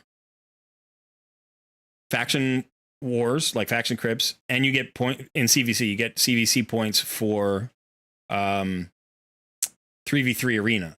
So you can save those sets of keys until the CVC launches, because it launches in the middle of the server day. It doesn't launch at the beginning of the server day. So you're going to get those keys and you're going to be like, oh, I can go in there now.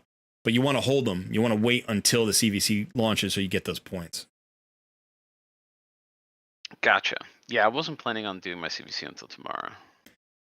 Well, yeah, but that's what we're saying. My, your 3v3? Faction Wars. Oh, Faction. Yeah. The one downside is, depending on this, we're still in the first week, so depending on when the timer runs out, you might want to use your Faction Crypt keys. Well, what time does it start tomorrow? That's the question. Yeah, I don't know. I forget. It usually starts late at night for me. It usually starts at like, I want to say it starts at like 2 in the morning or something. Maybe maybe midnight.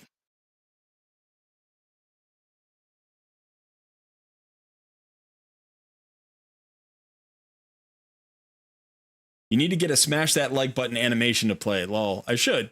That'd be fun. It's kind of absurd because I find that phrase to be absurd. Smash that like button. Like, I can't say it seriously. I can't be like, hey, could you please smash that like button? Like, that just sounds stupid to me. I would just say, hey, could you please click that like button? Or could you please, like this video or like the stream? But when I hear the word smash, I'm like, smash that like button. I almost feel like a cartoon character should like pop out of the side of the screen and be like, smash, with a big, like speech bubble. Smash. His name would be Smash too, of course. Oh yeah. Oh yeah. I'd call him Smash Bandicoot. I'd probably get sued, but I would call him that. That is definitely a thing. Yeah. That you just said, and I appreciate it. 6 a.m. Eastern. Okay, so it starts really, really late. Or really, really early, depending on how you feel about it. 6 a.m. would not be bad because I've been getting up nice and early and starting my raid day at like 7:15.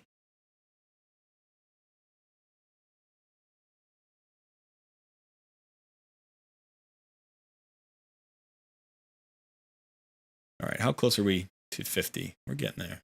I might have to push on because this is not the most energy efficient, and I feel like Wukong's progress has slowed to an absolute crawl here in Palace of Arabia. I also want to get to 12-3 Brutal so I can farm food more efficiently. So maybe I'll just have to do that and then come back for some boots later.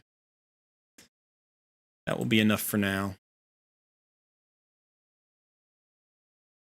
Besides, I do need to get to Baltimore straight and get some pieces over there too. How we doing here?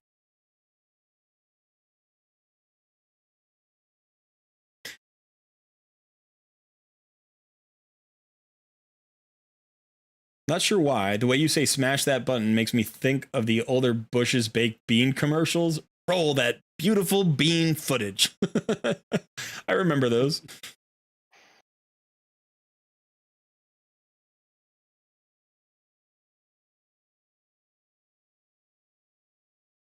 My typical day is at 4 a.m. Neo, that's crazy.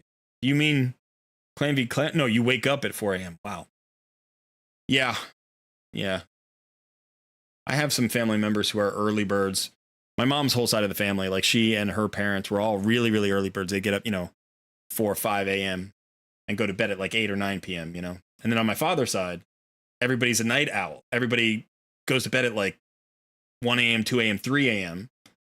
And then, they wake up early and go to work. Like they have to do that, but they always stay up. So it's kind of strange, because on one side of the family, they're going to bed at 4 a.m. and on the other side of the family, they're waking up at 4 a.m.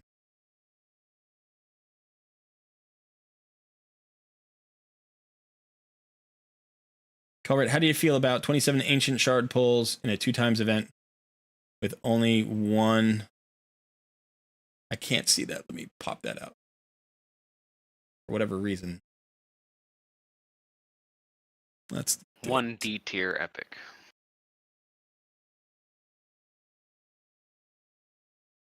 Well, yeah, that's pretty awful. I'm sorry to hear about that. That's bad. I mean, I've had that happen. I've pulled 27 void shards and gotten nothing but rares before during a 2x event. So I feel your pain and I sympathize with you. I'm sorry that happened. It shouldn't happen, but sometimes it does. The thing I try to do when that happens is I just try to focus on the fact that now I have a lot of chickens. And that means I can progress some other champions really well. And I don't have any new champions that I need to worry about focusing on. So that means the champions that I was building 2 weeks ago, I can keep building and not get distracted by new champions. So sometimes when you miss, it's sort of a blessing in disguise, because what happens is, you just have to optimize the roster that you have. That doesn't make it feel any better. And I'm not trying to excuse it. It still sucks to throw 27 shards during a 2x event and get nothing. But, focus on the good champions you already have and use those chickens wisely, and it will still prove valuable. You just hit him with the when life gives you lemonade speech. Yeah, a little bit. But as a free-to-play player, yeah, the free-to-play life. Yeah. When you can drop $10,000 right now and get all the shards you want. Right. And roll $10,000. Yeah, but again, we should put that on a t-shirt somewhere. Like when life gets you lemons, use them as 3-star chickens. There you go.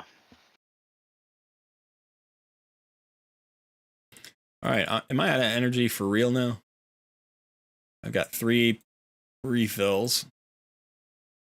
I don't have anything there. Do I have anything over here? I got some here. I could use. Oh, here's 50 energy. I really, really want to get this guy to the level fit. Let's see if I can just use some pots. How many pots would it take? 11. Maybe 10? I could use 10 pots. Not awful. And then I'll use the last 50 energy and see if I can run them up.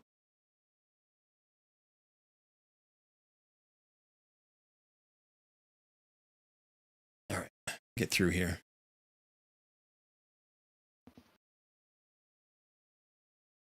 Man, these cost. Colred gave me it's not great, but there's always a positive side. Yeah. I'm an optimist. What can I say? I am an optimist. As a free-to-play player, you have to be. Otherwise, you're just going to be crying under your, blankets by yourself. I failed another shard pull. Life is so hard. It is. Life is, free-to-play life is hard. It's not fun. I commiserate with you. I sympathize with you. I feel bad. I say, you know, I wish that hadn't happened. I wish you had pulled something better. But at the same time, now we move on. We pick ourselves up and we say, free to play life. We carry on. Must enjoy the suffering. We carry on. When life gives us lemons, use them as 3-star chickens.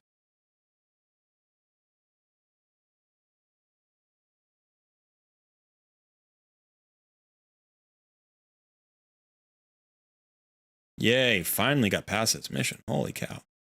Deal 1,000,000 damage to the Demon Lord. That shouldn't be too hard. We can do that now. Oh, and I finally get to ascend a champion to level 5 of Ascension. That'll be nice too.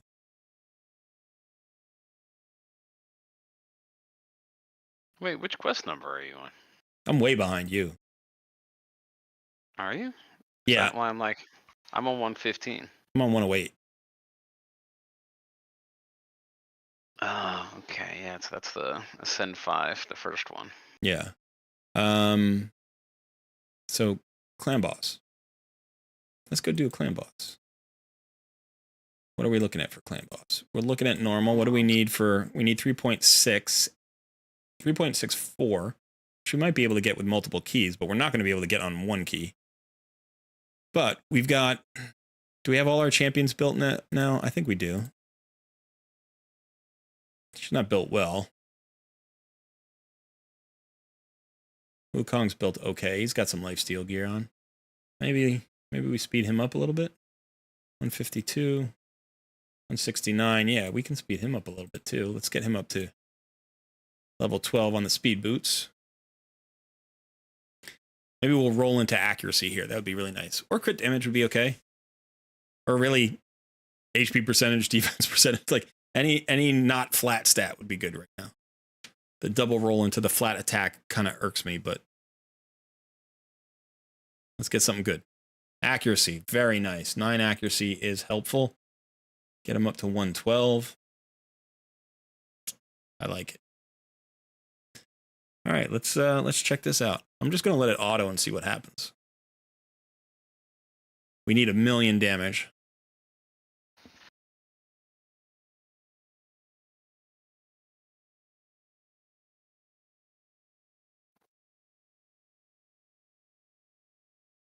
Son, you're so tiny. You look like my license photo right now. Yeah. Yeah. They changed that. It used to be that you were little in the corner, and now you're like half of your license. I like all the debuffs. We got a weaken, we got a decreased defense. We got a stun on our main damage dealer. That's not excellent. We got the block. The block debuffs from Wukong actually plays in these bosses, right? That's the one thing about it I like. We do need to get the poisons from Hyria out there. She's got some lifesteal, so hopefully she won't die before she gets her next set of poisons out there. Ally attack. Are you on easy or normal here? We're on normal. Ally attack, which brought in Athel and got us an extra weaken out there. And also got us some extra heals, plus the Wukong came in. So I love those ally attacks. They're so good. Yeah, we're going to crush 1,000,000. We're not going to have any trouble with 1,000,000. I just wish he would stop stunning Athel, but Athel's the only weak affinity on this team. We got the drop defense. We got some poisons out there. Look at this team working. This is so much better than my team from 2 days ago. So much better. Hyria is not a joke. I'm going to get her to at least 4 stars. Probably 5 stars. I hate going for one of those, you know, kind of suboptimal clan boss solutions that you need to do sometimes early in the game just to get higher. You know, it's like, as a free-to-play player, I don't want to waste the progression. So I'm thinking of her as like a 5-star chicken at some point. But the reality is, I may just hold on to her for faction crypts. I may book her out because she's going to get me more progress. And if I don't get another poisoner, then I need her. You know, she's my only legit poisoner. Because I didn't pick Kale at the beginning. And who was it? Was it Kate of the Dead who was like, big mistake? I was like, I'm going to go for Athel. She was like, big mistake. And I know she's Team Sun. She's in your clan. She's like, ha ha ha. He picked Athel. Big mistake. All right. Well, looks like I'm shooting for probably somewhere around 1.6 or 1.7. Oh, no, I'm still going. Oh, I got defeated. That sucks. Without the leech out there, it's a little bit tricky. But yeah, looking like about 1.7. That stun hurts. That's it. 1.682.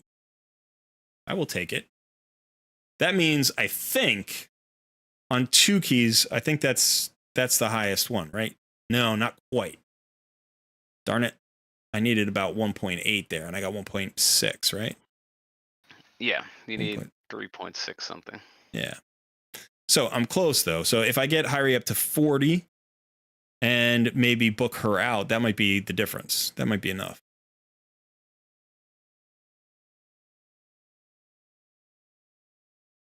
But still, that'll get us past our mission. Ascend a champion to level 5 of Ascension. This is also going to help.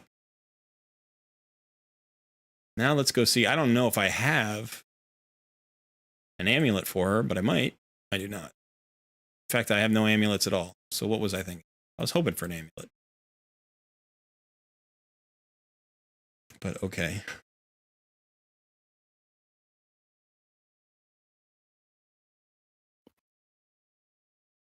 Got another shard here. Defeat 50 champions in arena. Nice. I want to be in arena today. I really do.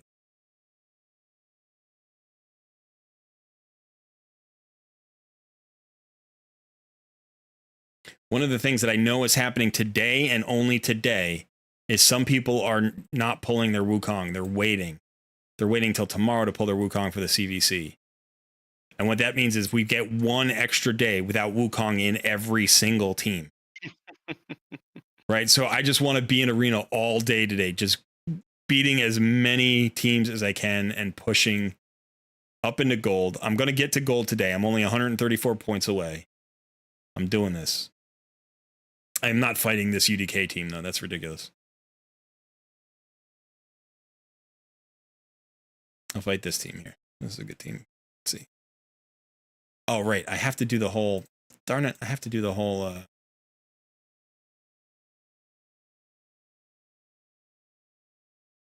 This could almost work. It's not quite there, I don't think.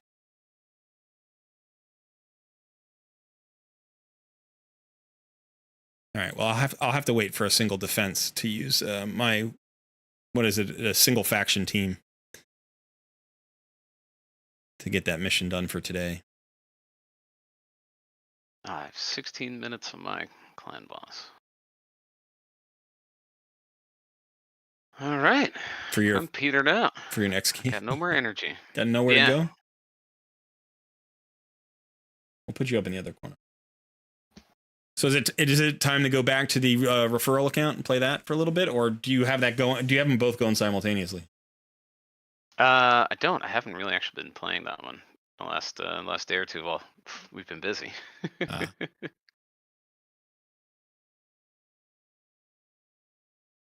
But I'm one away from silver 4. There you go.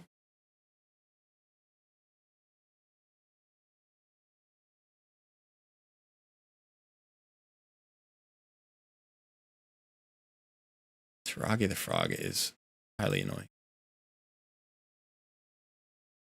Very good clan boss champion.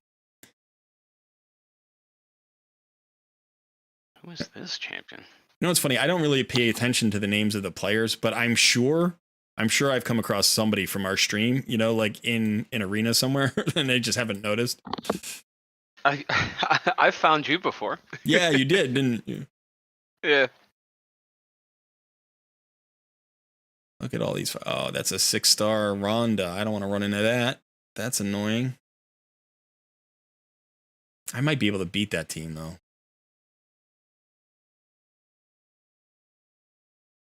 This is risky. I'm going to do it, though. This person's got a Rhonda and a Ninja, but they have no turn meter fill at all. So maybe, just maybe. Holy moly. I'll never understand that. You'll never understand what? Well, sometimes I just get absolutely destroyed. I'm not entirely sure how.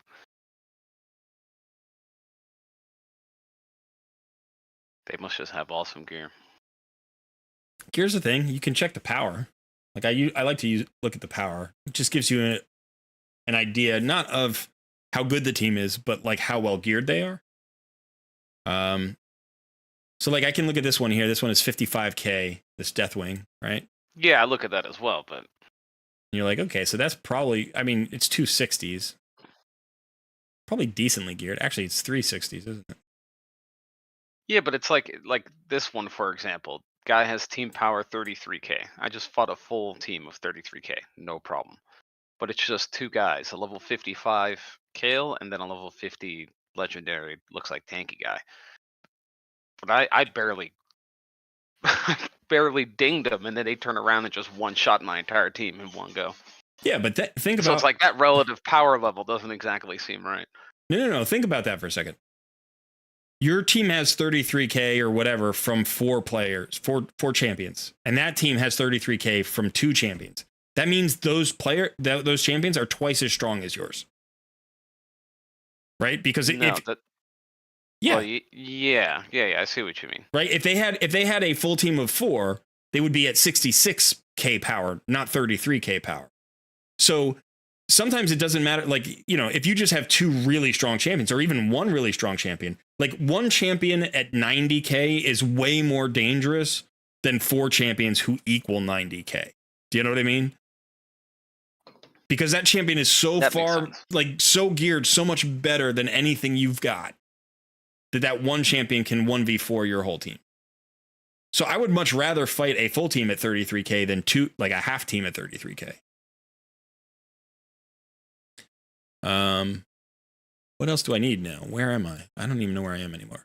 I just need champions in arena, and I think I'm all out of tokens. Am I all out of tokens? I'm all out of love. I'm so lost without you. Sorry. I forgot I was on the stream for a second. All right. I have no more tokens. All right, well, we got This is disappointing. Silver 4. Clan v Clan starts in 14 hours. So yeah, that's like 5 a.m. What are our tournaments looking like? Ice Golem tournament, Dragon turn attack. Dragon turn attack, I was doing okay. Maybe I was wrong. Yeah, I'm 12. I could fight my way up into like this range, maybe 6 to 9. I could maybe do that. Dragon's a good place to be farming. Ice Golem tournament. I've got no points because I ate the Ice Golem. Champion Chase. Champion Chase is still going on for another day. I'm in 2nd place. I could go after that 1st place. I only need, 309 points? I could go after that. I've got 3 shards. I've got 50 mystery shards. I could make a run at that. Maybe if I pick up some more ancient shards, I could pull them. If I hit 1 epic, I'm right there. Well, that's all I need is 1 epic. Just keep farming rares from campaign. Oh, I should do this. Let's get that guy up. 20. Let's get our Armiger up to 20. Wow, there's a lot of energy for these personal rewards. I take it also takes a lot to get there, though. Oh, they're letting you preview it now. That's nice. No, you can see the points based on the milestones that you are. So you'd go to tier 1 because you'd be on tier 1. So there's different tiers of rewards. Oh, okay. You click on tier 1. 800? Yeah. 60,000 points? That's crazy. So you need 100,000 points to get the whole row, but your clan also needs to win the clan v clan. So if you like go in for 150K and then your clan doesn't win, you don't get any of these rewards. And oh, really? 5-star speed artifacts would be really nice. Even the 5-star like crit damage artifacts could be really nice. All the chickens that you get 1, 2, 3, 4, 5. You get 8 3-star chickens. You get an extra barrel. You get an epic tome. You get 300 energy, looks like. Actually, 400 energy. Yeah, the personal rewards would be awesome. But, you know, the clan rewards are also really good. So as long as your clan, you know, pushes, if you can get to 600,000 as a clan, right, you're going to get a 4-star chicken, an epic tome there. You get a whole bunch of 3-star chickens. You get a whole bunch of energy. You get potions. You get arena tokens. So personal rewards are nice, but you know, it's hard to really consider personal rewards this early in the game. But maybe if our clan comes up against your clan, I'll go all in. That would be really funny if that happened. If that happened, we might have to stream live for like 48 hours. Just be like, come on, join the clan.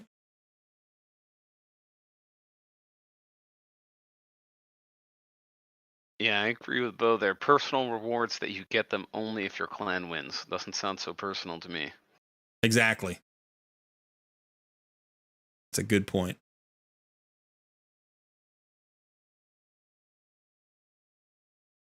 I'm trying to decide what I should be doing here. I guess. So I have to level up banner lords. Let me see how many banner lords I have.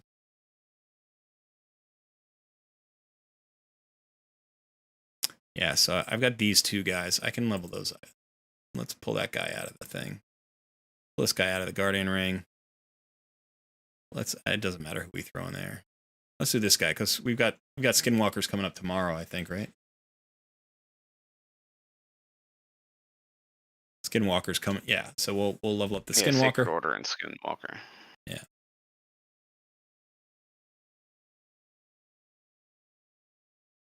I thought there was a quest to unlock.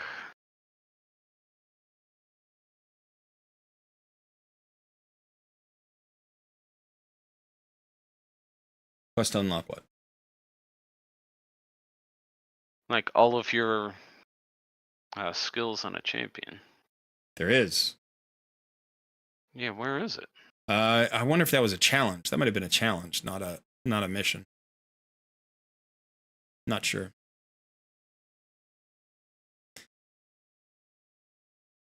Nothing to see here. We popped. Okay, where's my chat? There's my chat.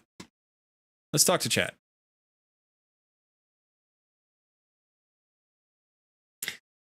All right, let's see.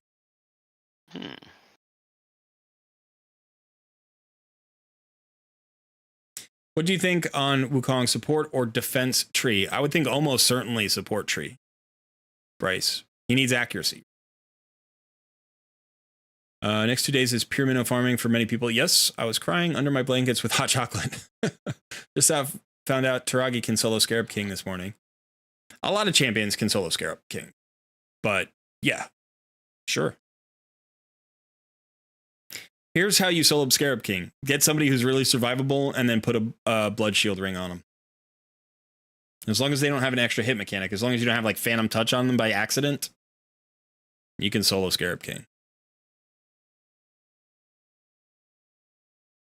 Neo says I'm a low spender. Hey, Saf. Saf is back. Taragi, Venomage, Vergis, and many more can do it. Yes. Just don't do Minotaur with food champions. Cough, son. Yeah.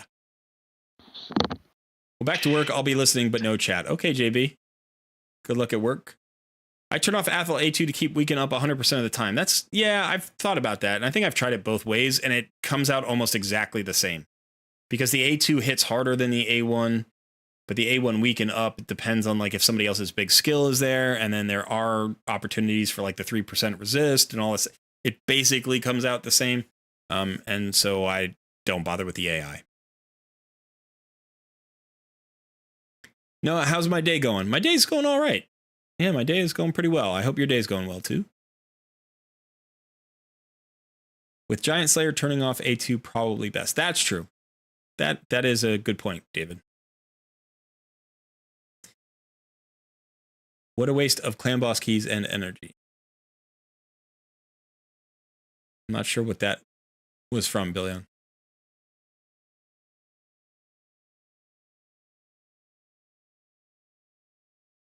If he dies with block passive on him, does he stay dead? Or since you can't have debuffs when you're dead, the only way to block it is block revive? Bryce, that's a really good question. My guess is the second one, that you have to have a block revive. I don't think if he dies with block passives, it's going to matter, because once he's dead, I don't think you can have debuffs on a dead guy.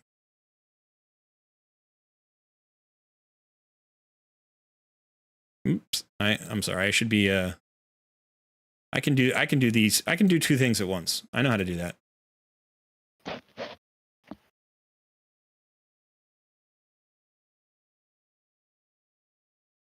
Okay.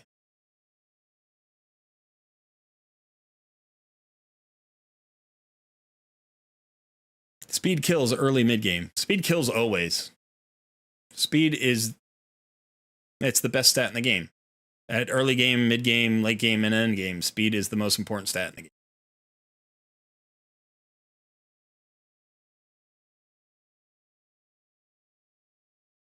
Bryce says, there are a few champs you will see as what looks like an easy team, but they are a trap. Hefrak, Nishak, and Gaius are all solo teams to avoid. Oh, am I going to die here?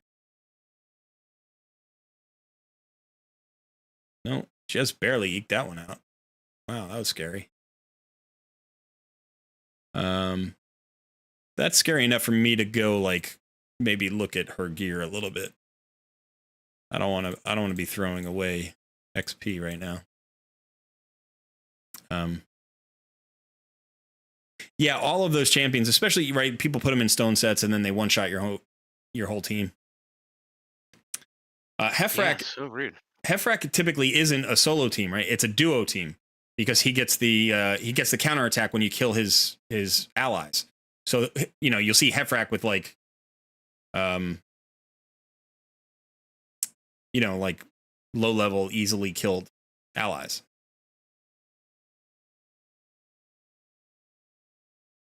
More to Macabre's another one you'll see sometimes. What am I looking for? I'm looking for gear.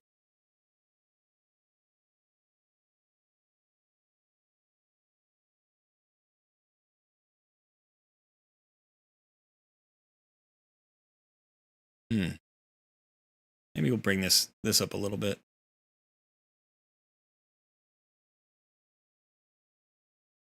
.83. I'm a little bit worried about this.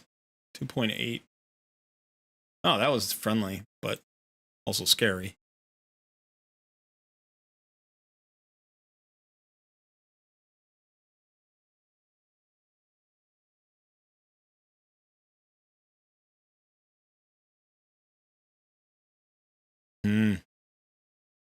Come on. All right, 10 tries. Ooh. That was rough. Try it again.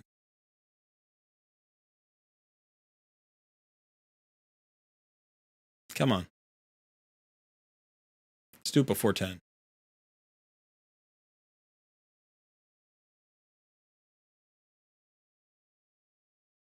My gear rolling luck has been abysmal on this account. 13. It's actually been abysmal on my main recently, too. I spent like 2 days rolling gear, getting gear, doing a gear cleanse, getting new gear, all the perception gear, all the speed gear I could. I rolled like 300 pieces and I got one double roll in speed. It was the silliest thing I'd ever seen. I mean, I got some single rolls in speed, but I got a lot of pieces where I got like triple rolls into flat attack. And I didn't see I saw one double speed out of like 300 rolled up pieces. It was so frustrating. But, you know, free to play life, right? We just keep going. All right, so hopefully that's enough extra attack on her that I don't have to worry too much. We'll see.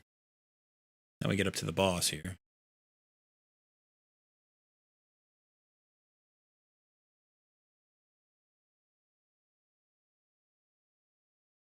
We were talking about this the other day, son, weren't we? With it, how sometimes when you get stronger, you get weaker, which is weird. Yeah, feels like that. But it's like sometimes you're strong enough to one-shot a wave or kill a wave more quickly than you could before, and all of a sudden that messes up your cooldown rotation.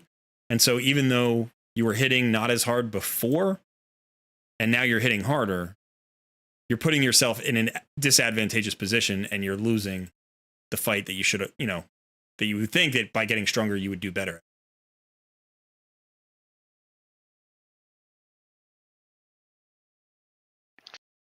All right, I get to do my clan boss.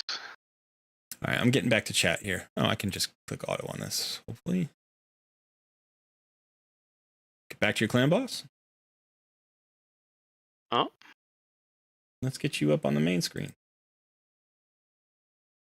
I think if I should switch out my... Why can't I think of her name? Diablos. For Wukong. You could try. I lose that 15% turn meter. You do. You lose the turn meter. You get more damage from him. Like, he'll do a lot more damage than she will. Yeah. Potentially that block buffs debuff might play. The other thing is he's going to be more survivable because he's 5 stars, so his base stats are just going to be higher than hers. If you look at like her HP. No, don't do that. Why not? His aura is only for arena. Oh. Deacons is everywhere. Well, that's silly. It's not silly, it's just the way it works. You just got to pay attention. They just gave you a massive speed, a 28% speed aura in all battles. Yeah, I was that would be the highest speed aura in the game for all battles.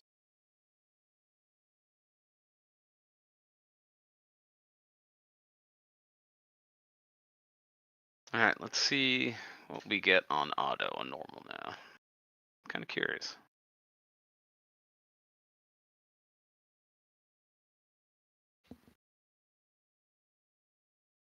All right, I'm going to keep working my way through chat here while we're watching you. Okay. How does Sun Silver 4 opponents hover around 40k and mine at Silver 4 are 150 to 190k and spaking not stop?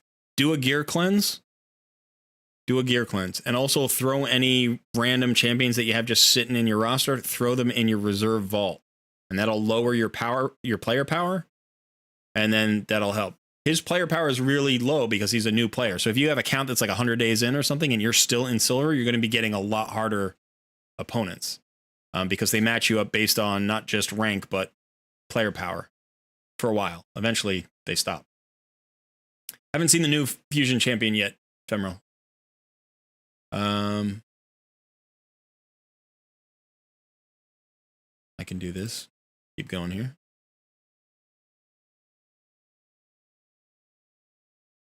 Five-star gear for Suns and Coles accounts would be great. Yes, I agree. It would be. Wow, okay, my chat's bouncing around for some reason. I'm like several minutes behind on chat. I apologize. How dare you?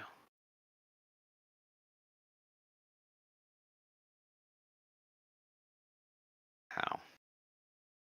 Colorado doesn't know what I have saved back for CVC. Go Team Sun. Hey, all right. You know exactly what I have because I stream what I have, so I have saved nothing for CVC.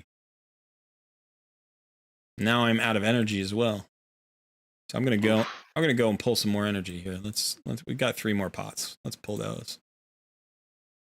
Well, 2.5 mil. That's nice. On auto, it's not too bad. Yeah, it's not bad at all.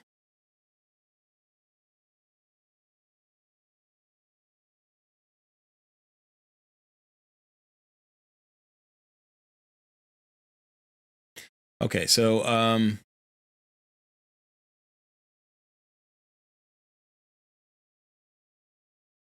the new Shard Fusion champ looks a lot like Vergis 2.0. We shall see. I'm sure I'll do a video on him maybe tomorrow. I think I will use Foley against monkey teams. That's a good idea if you have a Foley. Foley's great anyway. I love Foley. I have Foley on one account, and man, I built that champion right away. Fantastic. Bryce says, nice. Just got my first 2 key on Nightmare. Congratulations.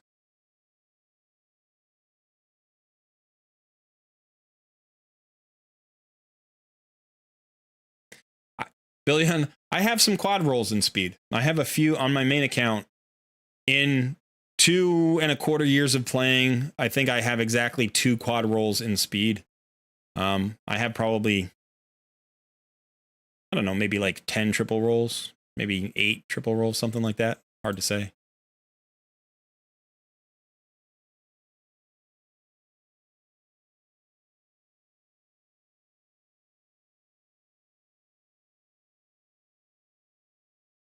Wow. Okay. I don't know why my chat keeps jumping around, but it does. Wukong will be a good carry through Skinwalkers. I agree.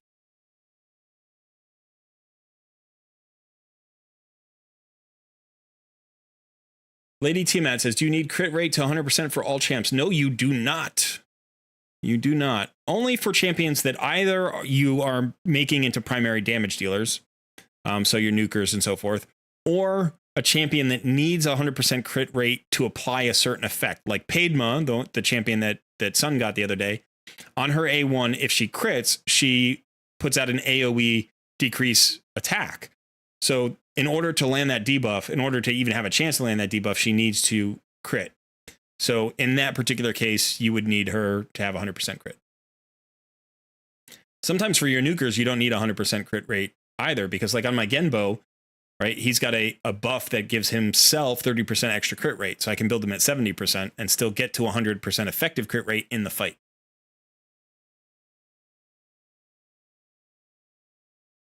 If you want to put yourself up, feel free. I got nothing going on right now. Me neither. Okay. Well, let me About to go get rid of my tea bag and stuff. Throw that out real quick.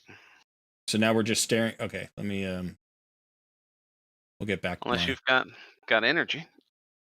Yeah, I pulled some energy. I should take a look at my gems. I could probably upgrade my gem mine.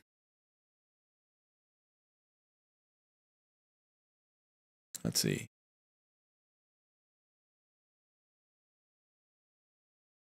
I think 100% crit rate is a stat you don't like. If you need a tank, if you need a support, like if you have a buffer, like somebody who just buffs, you know, or doesn't have many attack, like having 100% crit rate on Pythion is a complete and utter waste, right? Because those stats could go into something else.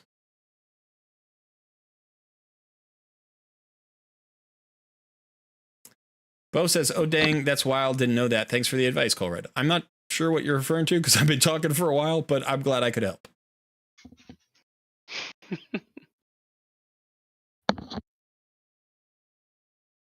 In Silver and Below, it's player power based. Oh, yeah, that's what we were talking about. Okay.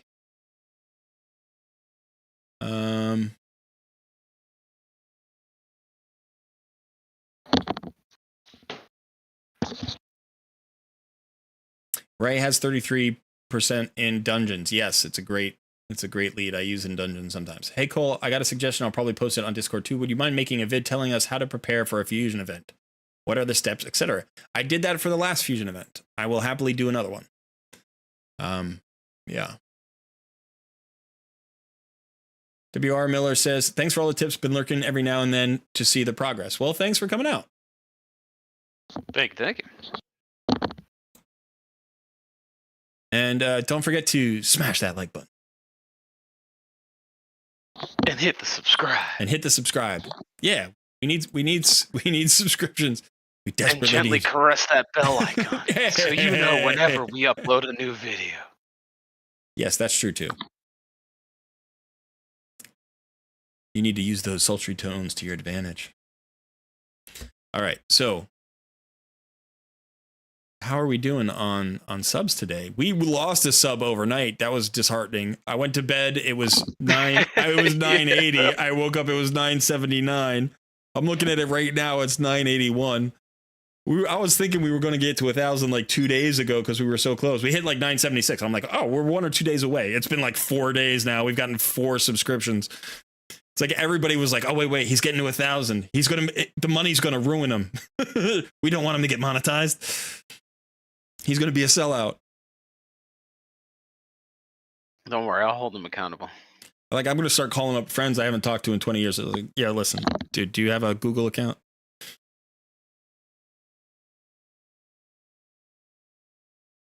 We're losing viewers. We're bleeding. We need more content. All right, let's see. So, yeah. You said spank that subscribe. You spank the subscribe button. Spank this. Smash it, spank it, slap it. Do whatever you need to do.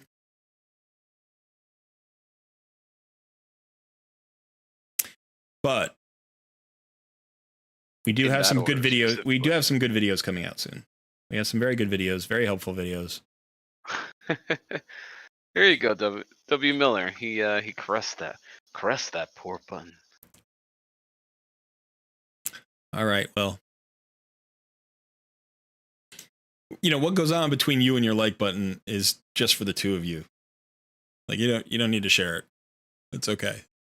Nah, say it loud and say it proud. What goes on between a YouTube viewer and a consenting like button is completely between them and doesn't need to be public.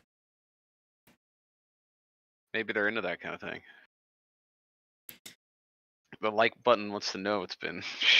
I don't know where I'm going with this. I'm just abort mission on that one. Yeah. Not on the 1,000 subs. Yeah. We don't need to. This is a dead end. I think this is a bad road we've gone down. Yeah. Thank you for clarifying consent. That's important. It is. It's the most important. Decide to smash that like button.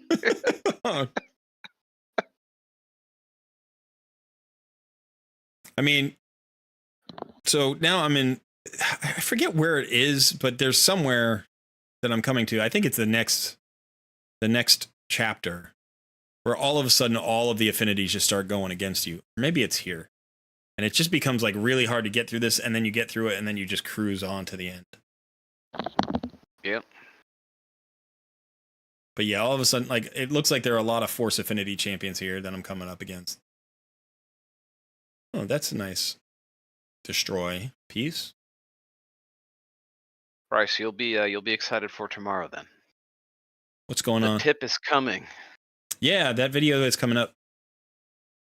It's a weird, I don't know if that's a good turn of phrase there. The tip is coming up. the video about the tip is on the way. We're in a rut right now. We need to move. We need to move past this a little bit. It's You're not even on screen, no. So I'm going to be the one that's paying the price here. Yeah. Let's just. All right. We don't need that mess happening. Oh, I'm. Oh boy, really? You got nothing going on. Why not? You can see the rest of my screen. See, I'm doing things for the content right now in terms of like I'm hurting my CVC chances. So anybody on Team Colred, I apologize. Remember, I'm free to play. You don't have to be.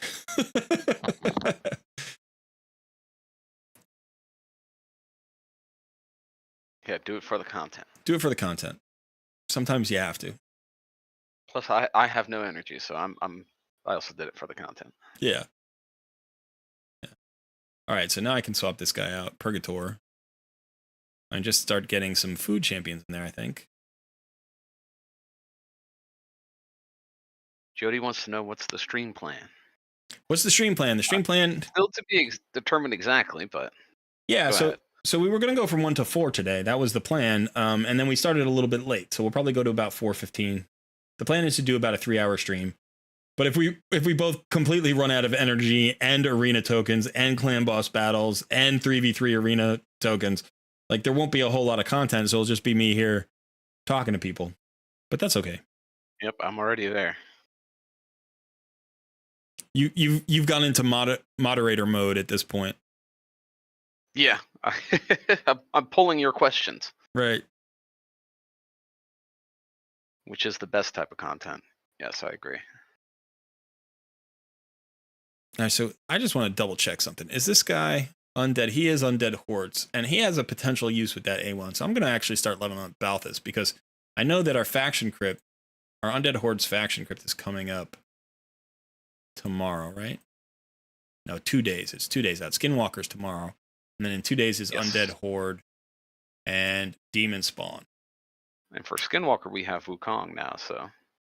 Right. So he's going to help us out quite a bit. But if I need to, like, I guess I could go pull. Let's go pull some shards and see what kind of food we get here. We got, excuse me, we got plenty of space here. All right, so we got nothing exciting there. Maybe we'll get a rare. Another 3-star chicken would be helpful. Maybe we'll pull apothecary like somebody else I know. Nah, probably not. I'm probably like a year away from my first apothecary. All right, one more pull here. I've run through so many mystery shards at this point that I'm at the point where I need to level commons to get 2-star food. That's always a disappointing place to be. Oh, we got an archer though. And archer is a good Bannerlord uncommon. I feel like I'm trying to think, I think it's commander. Is it commander? Yeah. Completely fills the target's turn meter if the ally is fully healed. So it fills about 40% of this champion's HP and then completely fills their turn meter. This champion, commander, you get a couple of those. And then is it squire? Yeah, has the decreased attack on the AoE.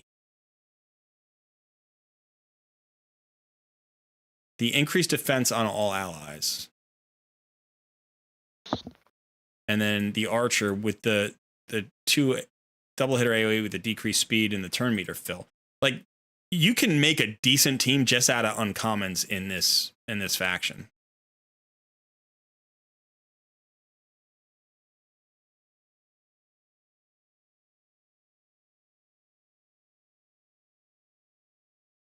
%50 chance of a stun debuff for 1 turn on it. 50% chance on a 3-turn cooldown that books down to 2 turns.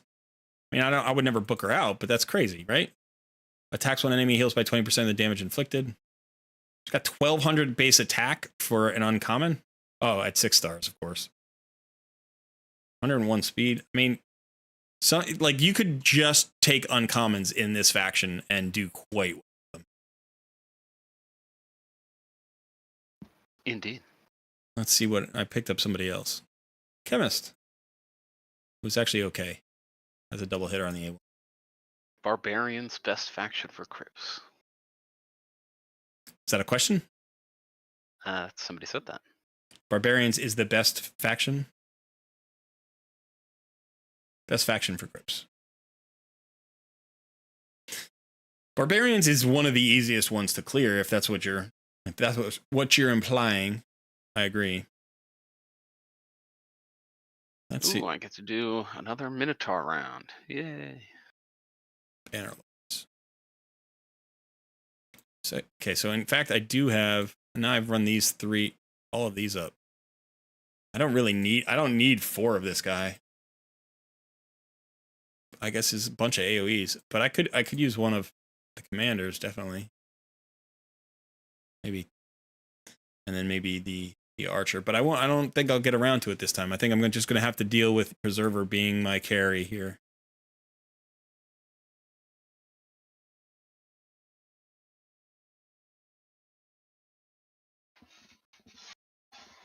I'm back, by the way. Oh, okay. Welcome back. Thank you kindly. All right, so let's get one of these going. So you feel It it says that they saw some epics. Did you have any good ones? Did I get any good ones? No. Sun got several good ones. I got okay ones. None of mine are total trash.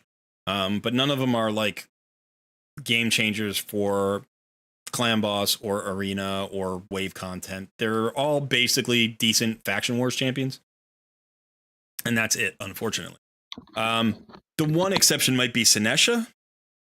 Like she's good against wave content and in the arena, but you really need her sister Skullcrown to pair with her to be super valuable. But I might build her. I'll definitely get them all to 40 for the faction crypts that they, when they pop. And I'm not going to use any of them as chickens.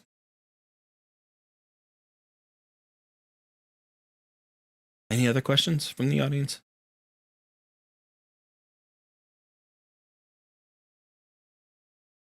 Sun. Mm-hmm. Just spaced out in the corner up there.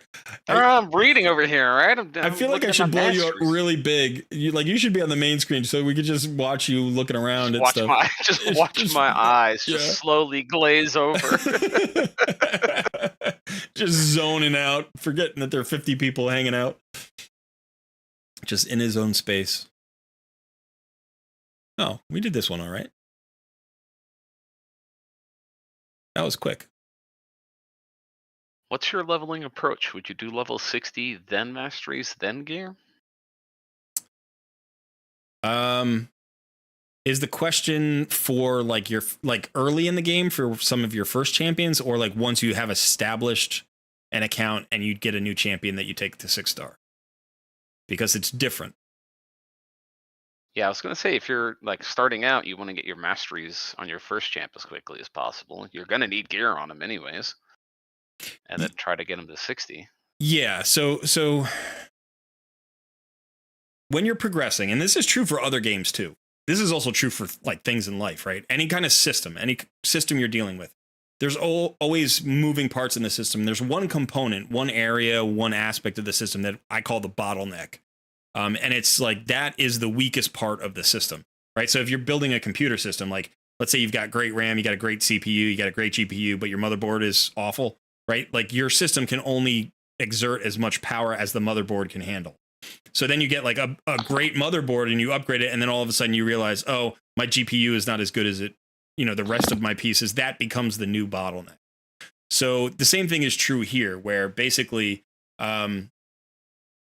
this is weird. I have 8 energy. It says next 8, and then I click 8, and it says restore energy. That's just strange. Okay. Are you on the next level?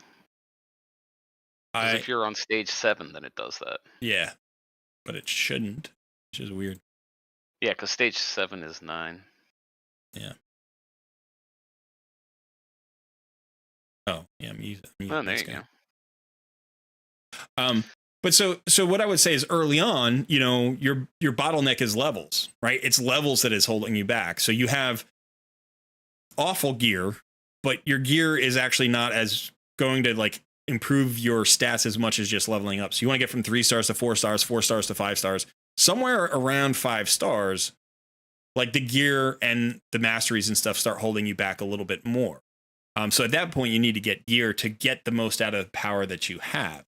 And then obviously, masteries, the nice thing about masteries on your first champion is it gives you so much power as a 5-star, even as a 4-star, but especially as a 5-star, it gives you so much power that like a 5-star mastery champ at level 50 is like twice as powerful as a, level 50 that's not masteried. At least if it's a carry, if it's like your starter champion. So, you get more accuracy, you get more speed, you get more stats out of your gear, you get more crit, you get more crit damage, you get more damage on the first hit or whatever, whatever it is, whatever you go down, you get more defense if you want it. So it just makes you more survivable, makes you hit harder.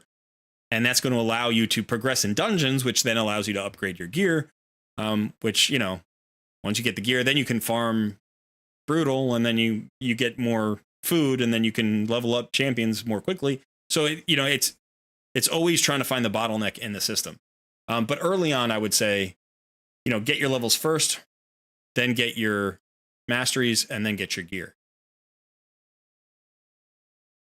Later on, I do it much differently because usually when I upgrade a champion, like now on my main account, when I upgrade a champion, I already have the gear. I have the gear waiting, so I don't have to go out and get gear. Somebody asked, are blues chickens or keeps for faction crypts? And I would say it depends on the rare. Yeah. It also depends what you need. Yeah. So that one's kind of more of a unique to you, but there are some rares that are really good apparently. Most of them otherwise not so much. There are some rares that aren't good in general, but are good in faction crypts. And then there are some rares that you actually want, very much for your account. And again, it depends on where you pulled them. But in order to do well in faction crypts, this is not going to work for me, is it? Ooh, that was very close. In order to do well on faction crypts, watch tomorrow morning's video. Yeah. But in order to do well on faction crypts, like in progress, you're going to need at least everyone at 50. And investing in only epics or investing in only legendaries to get to 50 or 60 will take you a long time, and it'll take you a lot of resources. So if you have, like, I always want at least one rare in every faction on my faction crypt team, if only for the fact that, like, one, that helps you complete that advanced mission really easily, because that advanced mission comes up like every other day where you have to complete a faction crypt fight with a rare, which is an annoying. I don't like that one, but you know, you have to do it. And then in addition to that, it's just cheaper. So like if you're doing the new Sylvan Watchers faction and you've pulled Tree Shield Knot, or you've pulled whatever his name is, the guy that's right next to him in the roster, if you pull either one of those guys, then you're all set. Then you can build him the 5 stars. They're really tanky. They give you a lot of, you know, utility, and you're good. But in every faction, pretty much every faction, there's one rare worth building. And so if I pull that rare, I hold on to him. Then there are also the rares that you have for fusions, right? So you don't want to accidentally feed fusion rares. So as long as you have one copy, you can feed all the extra copies. Athel died. That was a lot of poisons there. That was not so much fun. So Geodia has asked this question twice, and I'm not 100% sure if I'm going to get his question right. Okay. But he said, my question is, in defense mastery, when to give defense or resistance? Now then he kind of clarified, I mean on champions, defense or resistance, how to distinguish. So I think he means maybe for stats. Like, is it better to give a champion defense or to give him resistance? So there are... So if you're in the defensive mastery tree and you're trying to decide the first mastery, do you take the extra defense or do you take the extra resistance? For most champions, you're going to end up taking defense, because defense is better for most champions, right? It works for everybody. You need specific champions to have really high resist. So if it's a champion who's like a cleanser for your team, and you might want to build them with really high resist, then that would be a reason to take resist. The second reason to start on that side of the tree is if you want to go down the right side column and like your path requires you to take that mastery for whatever reason. You know, like if you want to, so, you know, there are 4 masteries across. So if you want to take the second one and the fourth one, you need to start on the right side of the tree, not the left side of the tree. So if you wanted to take those specific masteries, you would have to start with resistance and not defense. Yeah. Now, as far as like what's generally more useful, defense is generally more useful. So yeah, for certain champions, you're going to want resistance, but it's much, much less common. It's not as uncommon as taking the attack in the offense tree. Like everybody takes the crit rate. Everybody takes the crit rate. There's almost never a reason to take the attack. The only reason you would ever do that maybe is on a bomb champion. Because you can always take those stats back at, like, you can take that extra 5% crit rate out of your build and put it into something that you need. So if you want to get to 100% crit rate, you know, that's the only reason to do that. And like attack is never better than crit rate there, because you're going to get more value out of that. Like if you're doing it with the support because you just want to get, because it's a clan boss support, you just want to get to, you know, War Master or Giant Slayer, you still take the crit rate.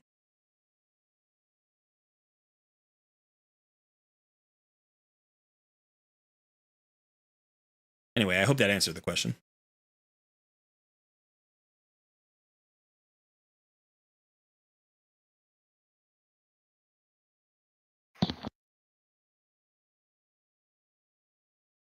Many champions don't need masteries.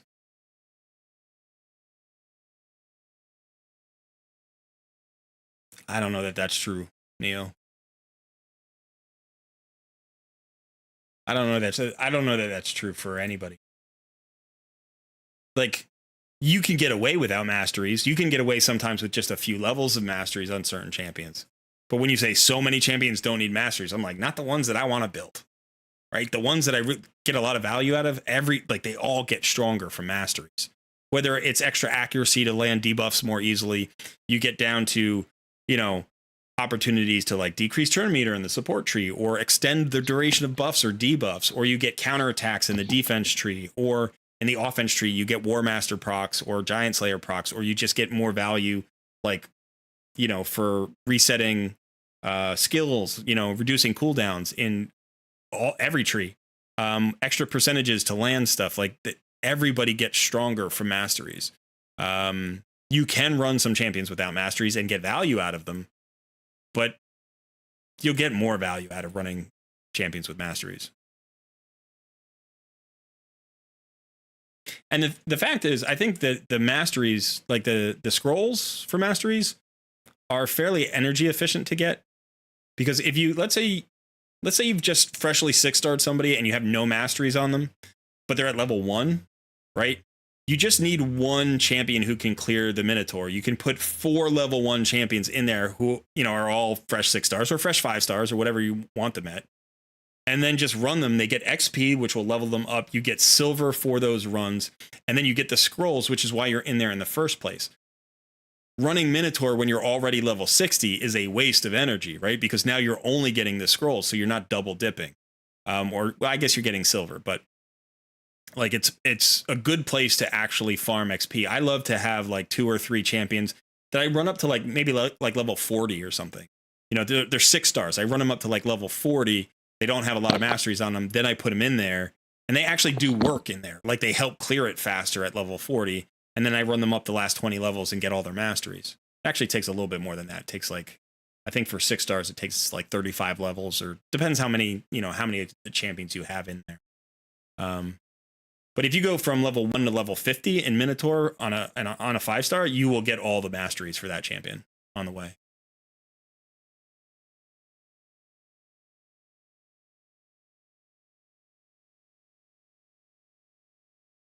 Early game where you're at mastery should be the last thing focused. Not on your first champion, right? On your first champion, it should be one of the first things you focus. But after that, yeah, you can get by without masteries for a while. Absolutely. You're right. Early in the game, they're not critical. But here's the thing. You want to build champions that are going to that are going to grow with your account, that are going to get stronger as your account gets stronger. So, you know, you want to think about the fact that I want to 5-star and 6-star champions that it would make sense to put masteries on later. I may not need to focus on them right away. But at some point, I'm going to. You missed the 2x ancient pulls. Anything juicy? Tommy asks. Well, you can go watch the video, Tommy. We put out a whole video. I don't want to tell you now.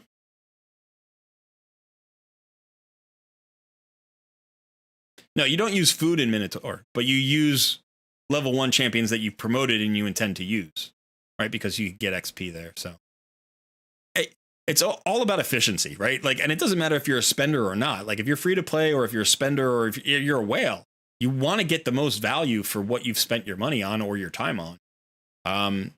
And so, you know, like being able to solo or duo dragon so that you can like put food in there and get, you know, XP as you farm gear. Like that's just such a good trick. Like it's so valuable to do.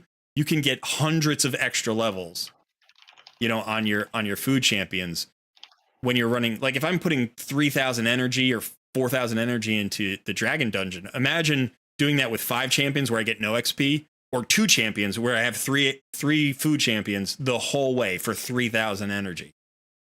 That is an incredible number of levels that I've gotten. So much XP I've gotten from doing that. So you want to look for opportunities to do that. And you can do that in Minotaur. You can do it in Dragon. You can do it in a lot of places. You know, obviously we do it in campaign all the time. So that's the place we think about. But you can do it all over. Anytime you can have a solo champion that can just solo a dungeon, as long as it's an XP granting, you know, fight. Like don't do it in Doom Tower. There's no reason to do it in Doom Tower.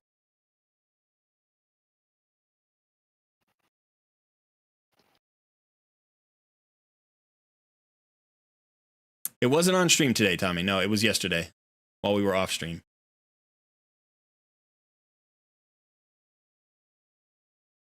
I slacked on masteries on my current account and had to spend forever in Minnow and almost quit. Yeah, it's funny because I got Artak, I did the Newt fusion, and then I did the Emic fusion, and I had never gotten the masteries on Artak. Plus, I still had Trunda, who wasn't fully masteried. I still had Lady Annabelle I needed masteries on. I had like 4 or 5 champions before I even got to Artak. So I had like 8 or 9 level 60 champions who weren't masteried. And this is, recently. This is after years.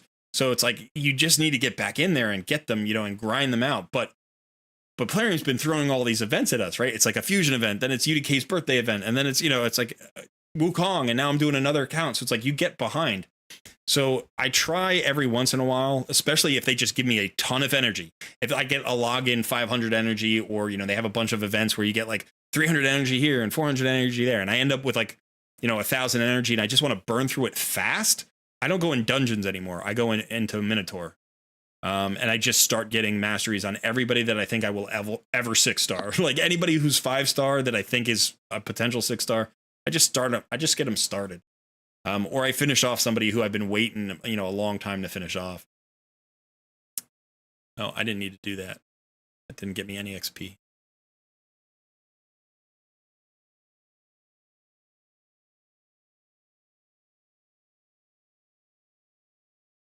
All right, we're getting close here.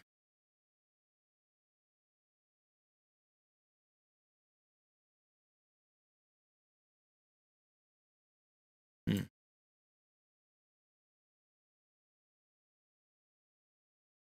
looking for skinwalkers and undead, right? That's what I'm looking for. Don't have any of those. We have a champion training event going on, though. I still need 2-star food. Let's just do this.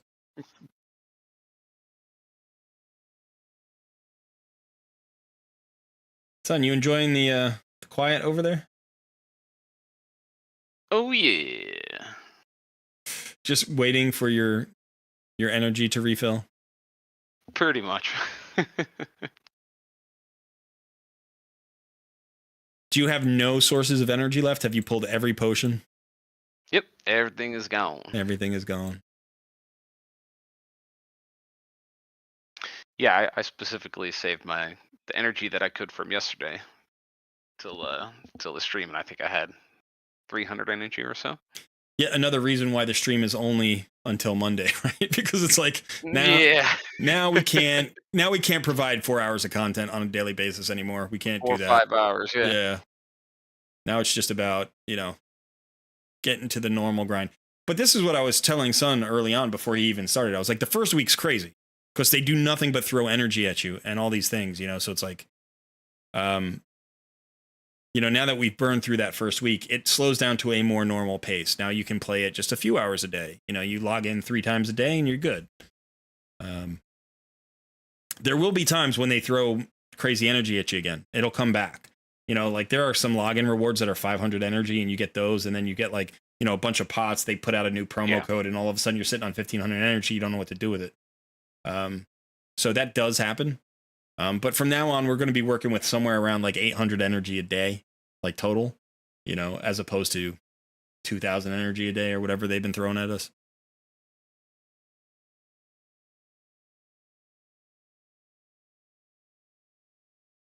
But one of the things that you can notice is how high our max energy already is. Right? What's your max energy at? 107. Yeah. What level are you? 37. 37. So I think I'm 36. This is going to be interesting. Let's see what happens here. Am I going to die? This is actually Sinesha and Skullcrown right here, which is kind of funny.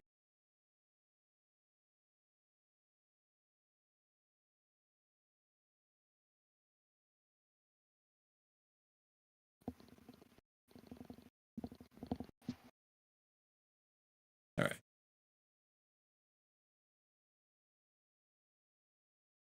think that's about as far as I can reasonably get now. All right, so let's go look at our faction grips. So I've got nothing in the Sylvan Watchers faction. I can't even do that. But Bannerlords, what are we looking at? We've got a whole bunch of 20s. Question is, do we want to level them up or we just want to run them? I think let's just run them. Just see what happens here.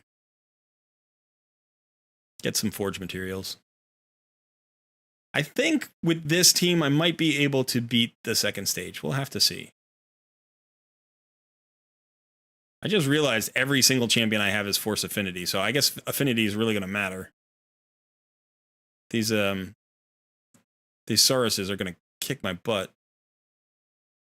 And of course, they're AoE champions. All right, let's see what the... Okay, there are no... Oh, there's just one. There's just one Spirit Affinity champion here. I'm definitely not going to 3-star this, though. Unless I get very lucky.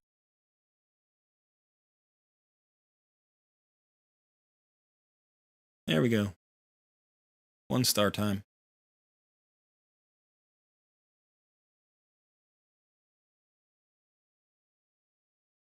All right, let's see. What's chat doing? Close but no cigar.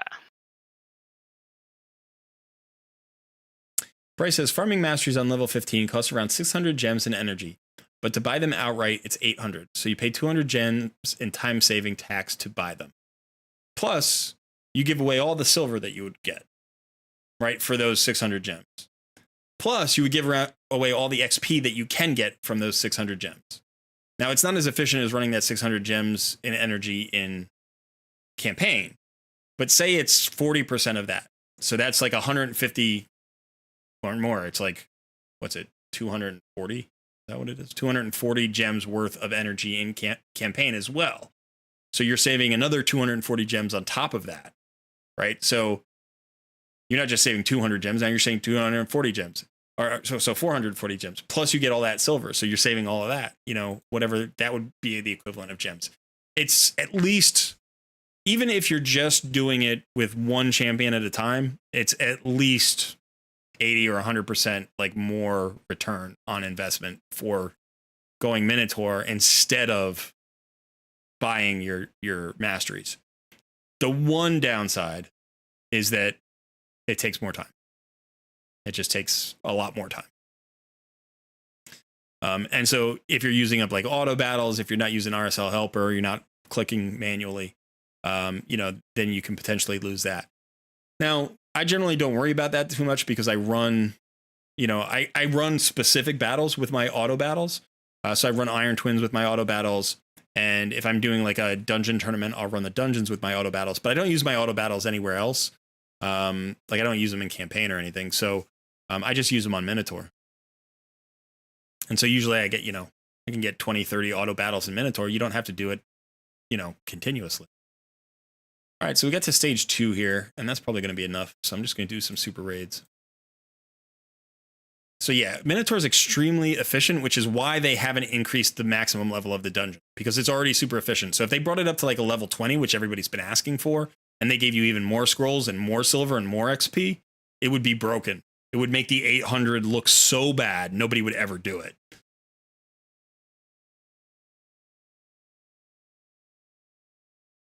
If you play on BlueStack, set up a replay macro. Yes, that works. I do that too. I got a bit more 5 stars from the lower level. Oh, again, my chat's jumping around. New Fusion is a frag collector who is a good A1 provoke and an AoE decreased speed. Looks pretty decent for Hydra, but I'm just glad it's a fragment event. Yeah. So champion, you know you're going to 6-star, go ahead and farm Minotaur. Thanks for thought. Absolutely.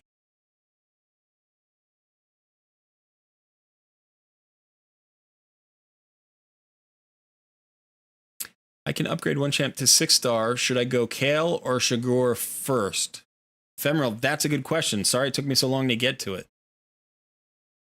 For your first champion, and I know this is like not necessarily emotionally what is satisfying, but for your first champion, I highly recommend sticking to your starter champion. And there are a whole bunch of reasons why. The first reason why is that Kale is a rare. So you're going to be able to book Kale out. You're going to be able to, you know, like do that so much more easily with, you know, just rare books or even copies of Kale maybe you pull from shards. So you're going to get the full power of Kale very quickly, right? Shigura is going to take, say, I don't know how many books he takes, but call it 10 or 11 legendary tomes. that's going to take you at least 2 months, maybe 3 months to get all of those tomes.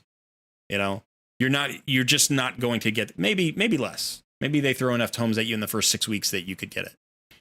Then the other thing is like getting the potions in order to ascend them is way easier for rares as well.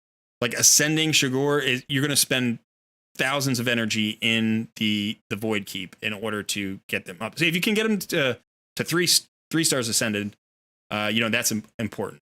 So you want to do that. But past that point, it's just punitive. It just takes so many potions that, yeah, you're better off not worrying about that. You know, and having a natural 5-star is really powerful anyway. So you want to start thinking about like what team you're going to put around Kael and Shigor. So, you know, are you going to use Deacon? Do you have Apothecary? Are you going to like what else is going into it? So I would say you can save Shigor for your second or third or fourth or fifth 6-star. Doesn't have to be in your first, you know, it doesn't have to be your first one or your second one. Now, some people prefer to go with a champion, like an end game champion, like Shigor is going to be good forever. And you're like, okay, well, you know, eventually I kind of outgrow Kael. So why not invest in a champion that I'm never going to outgrow, no matter how long I play? And so some people will be like, oh, you know, if I have a legendary who can be my campaign farmer and who can be in a clan boss team and who could be in arena and I can do all that stuff with what a champion, why do I need Kael? I don't need Kael. I'm just going to go with that. Some people did that with Rhonda, right? Some people made Rhonda their first 6-star and skipped their starter. So you can do that. You can do that. And if that's really satisfying, then you should do it. But I don't think it's the most efficient way. And I think you're going to get so much value out of a 6-star starter champion. You're never going to regret 6-starring your starter champion. And you know you're going to get Shigor eventually. Like you will absolutely 6-star that champion at some point.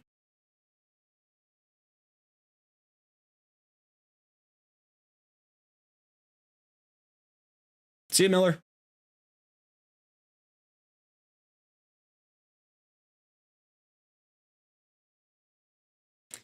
Good night, GOT. Have a good one. You're welcome, Ephemeral.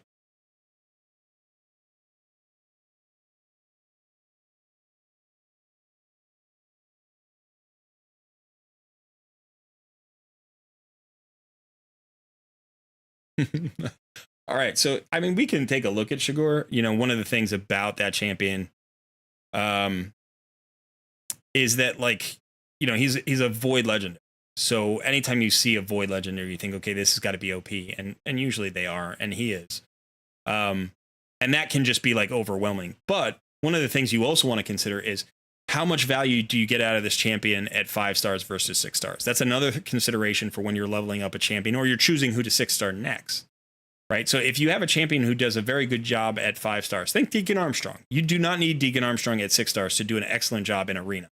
You know, at 4 stars, he does a great job in arena because his speed aura doesn't require him to be 4 stars or 5 stars or 6 stars. It's just a speed aura. And his increased turn meter doesn't require him to be 5 stars or 6 stars. It's just a skill that he uses. So the only real benefit you get out of increasing Deacon Armstrong's, you know, star level, getting to 5 stars or 6 stars, is 1, he's more survivable. And then 2, when you get to 6 stars, you can put a banner on him and get more speed on him. 3, if you're using him in Clan Boss, you can also get the tier 6 masteries, but you don't need tier 6 masteries for arena, for Deacon Armstrong. So, you know, other champions are like that. Sometimes, you know, like a Demitha or a Doom Priest can be run at 5 stars, sometimes even at 4 stars. You can put a Doom Priest in an unkillable clan boss composition, and if you reach your speed at 4 stars, Doom Priest will do the exact same job as at 5 stars or 6 stars, with the one exception being if you put a War Master proc on her, right? If you put War Master Mastery on her, then she'll do some damage. But otherwise, she does the job at 4 stars that she'll do at 6 stars. You know, so if you have a champion who's like that, and Shigor may be like that, where you can get a lot of value at 5 stars and you don't need to get to 6 stars. You know, tanks and damage dealers, those are who you need at 6 stars, right? Because you need the stats. You need the raw HP, the raw attack. You know, that's what you need. Gotta get the substats. No, you gotta get the main stats. But yeah, you gotta main stats and the substats. You gotta get all the stats. So yeah, but let's go look at Shigur. So Shigur is right here. Very cool looking champion. I want this champion. Very, very useful. I mean, rated not, whoops, there's a lore. Look, 4.9s, 4.9s, 4.9s. The worst rating is in Iron Twins at 4.2. Phenomenal champion. Great for arena, right? Nice base stats. Squishy at 13.5k, but decent defense, 1100. Nice base attack, 1500. Good base speed. 20 accuracy, which is nice. A1 has a 50% chance, 75% chance of putting sleep. It gets used in Sand Devil's Necropolis for that. A2 has a double hitter AoE, which I love. 100% chance of placing poison for 4 turns. Second hit has a 100% chance of placing a decrease debuff for 3 turns on a 3-turn cooldown. So that's a crazy good skill.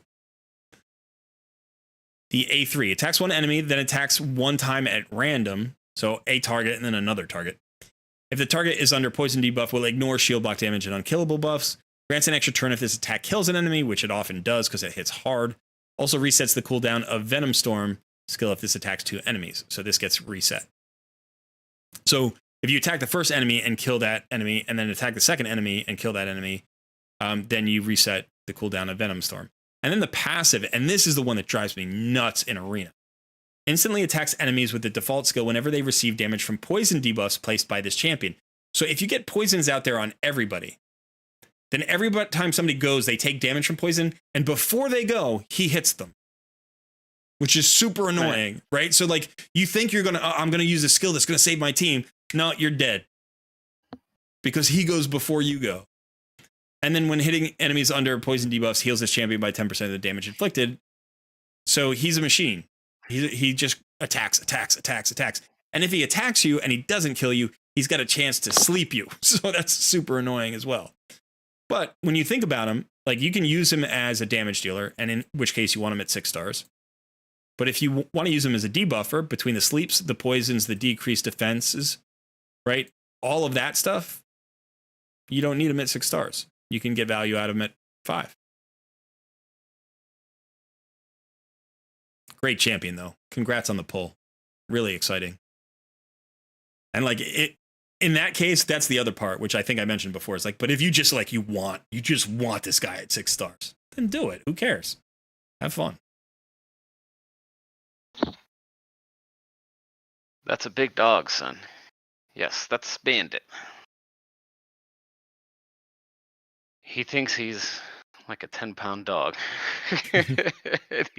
That time is long past. But he still wants to be in my lap all day. Yeah. Yeah, I don't think you even noticed. Bandit's been sitting here. He's practically been my screen for the last, I don't know, 10 minutes. He really wanted to get over here. Shigura sold my alt accounts team today. That's funny.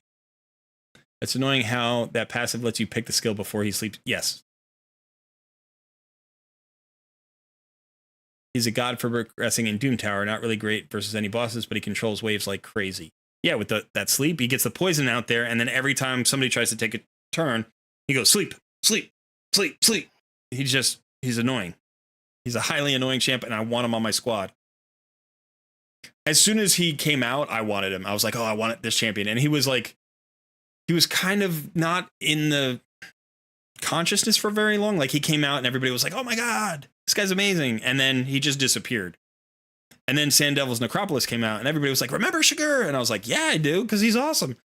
And then he kind of faded again, you know, because he's a void legendary and so few people can get him. You don't want to like hype a champion that nobody has. You know what I mean? So he's phenomenal. He's an amazing champion that can help you out in so many places. And he's one of the, you know, I did a Cardiel video, right, to just talk about like my favorite champion, but also the fact that like there are champions in the game who will transform your account. And if you pull one of them, you want to find ways to use them. And Shigur is one of those. Like your solutions for fights will be different because you have that champion. Right? It's like you'd be like, oh, well, there's this meta thing. Like there's a meta solution for this Doom Tower wave. Yeah, but you've got Shigur, so you don't care about the meta. Do it that way. Why not? Put him in every team you have, right? It's like, well, he's not great in clan boss. Sure he is. He's got poisons. Like, use him. Why not? Right? And he'll get an extra attack. The clan boss will go take a poison, he'll attack. You get two free attacks.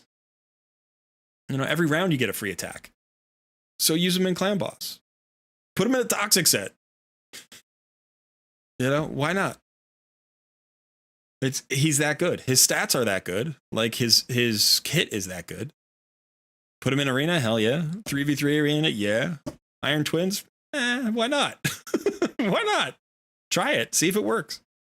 See if it works. I bet you could figure it out. I mean, he's going to be one of your first 6 stars. You're going to have your best gear on him anyway. He's going to be your strongest champion. So throw him in every single team you can to see if it works. And if it doesn't work, it's probably somebody else's fault, right? Put somebody else around him and then try it again. I like that. Throw the blame around. Yeah. Whenever a Cardiel team of mine loses, it's never Cardiel's fault. I never think, oh, I should pull Cardiel from this team. I'm always like, who's letting my captain down, right? Like, who's letting Cardiel down right now? Somebody's letting him down. I gotta swap the team around. I will literally have a 5 champion team with Cardiel in the lead. They will get their butts kicked. I'll pull all 4 other champions and just load it up again with 4 new champions with Cardiel and be like, I got you a new squad. I got you. You know, we got some free agents in here now. We just retooled. We were in the rebuilding process. You know, it's like, I'm not going to bench my starting quarterback. Like, he's the only superstar I've got. It's got to be somebody else's fault.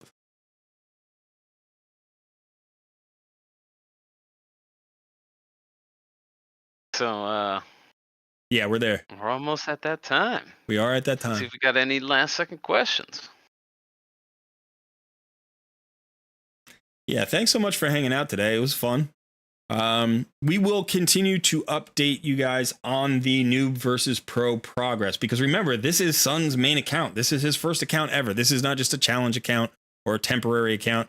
He'll play it for as long as he's interested in the game. I'll keep playing this account as long as he's playing that account, at least until I can't stand it anymore and I have to step away. Because that will happen at a point, and then I'll probably give this account away to somebody who, you know, wants it. But yeah, so we're going to keep doing that. So expect videos. We'll probably be streaming once or twice a week. I don't know what our streaming schedule is going to be just yet, but I expect we'll stream one day before the weekend, and then we may stream one day on the weekend. And so somewhere between 2 and 3 times a week, we should be streaming. But that's just the plan right now. We don't know what's going to happen, because once we monetize, I'm going to sell out hard, right? Yeah. Yeah. Also, Yeah. So no guarantees for this upcoming weekend. right, this upcoming weekend is a holiday weekend here in the U.S. So there's a long weekend, and I have a family trip planned, so I will not be here. We will have videos on. We're recording videos this week for that weekend. But yeah, so we don't know about streaming this weekend unless plans get changed for weather or illness or something. Yeah. All right. Is this the last 15 minutes of questioning? This is the last 6 minutes of questioning. You got 6 minutes Okay. to ask questions. If you've got a question, you should ask it now.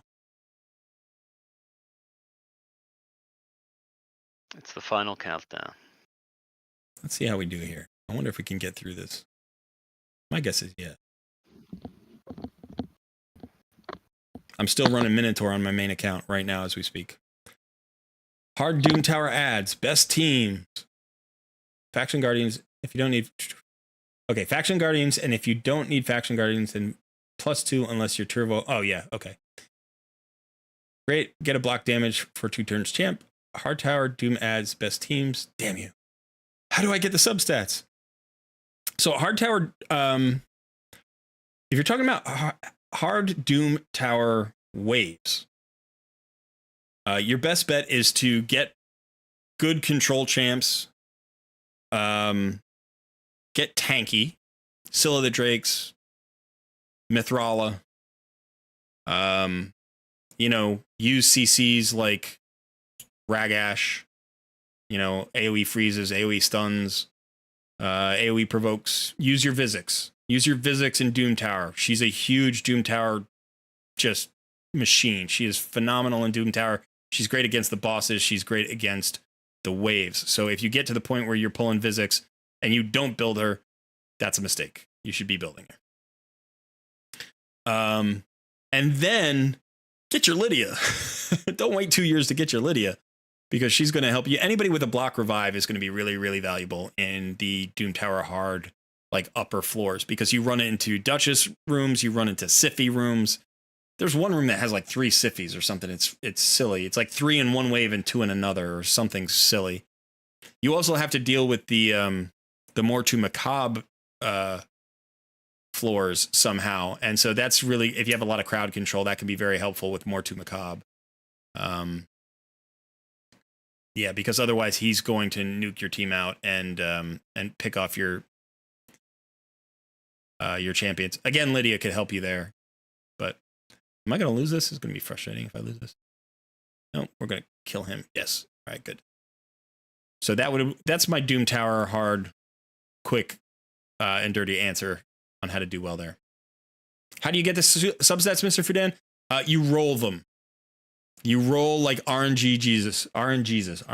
Not RNG Jesus. You roll like RNG Jesus. And you get the Hand substats. me all your voids and substats. Yes. The RNG's hair shot bliss. I'm sorry, Bo. That just happened to me. I got shafted twice in a row with that stuff. But that is very bad. 600k and you couldn't get 1 level. That's not right. 4 years for me. 4 years for you to get your Lydia. Yeah, it's a long time. I did the Siffy waves with CC and Venomage heal reduction. Good call. I like it. Thank you, Colred. You are welcome, Neo.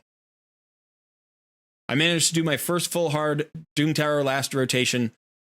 Congratulations, Tomas. Getting your first full Doom Tower hard clear is one of the end game moments that like is just so satisfying. I did my first one. I think this is my 5th or 6th rotation. So it took me over 1.5 years to do it. It was funny because for like 6 months I could do like the first 90 floors of Doom Tower hard, and I was like, that's enough. I didn't want to push it. You know what I mean? I was like, whatever. But then eventually I was like, this is silly. I've been stuck at floor 90 for like 6 months. So I went and finally rebuilt some champions. Artak was very helpful, by the way. And that helped me finish off.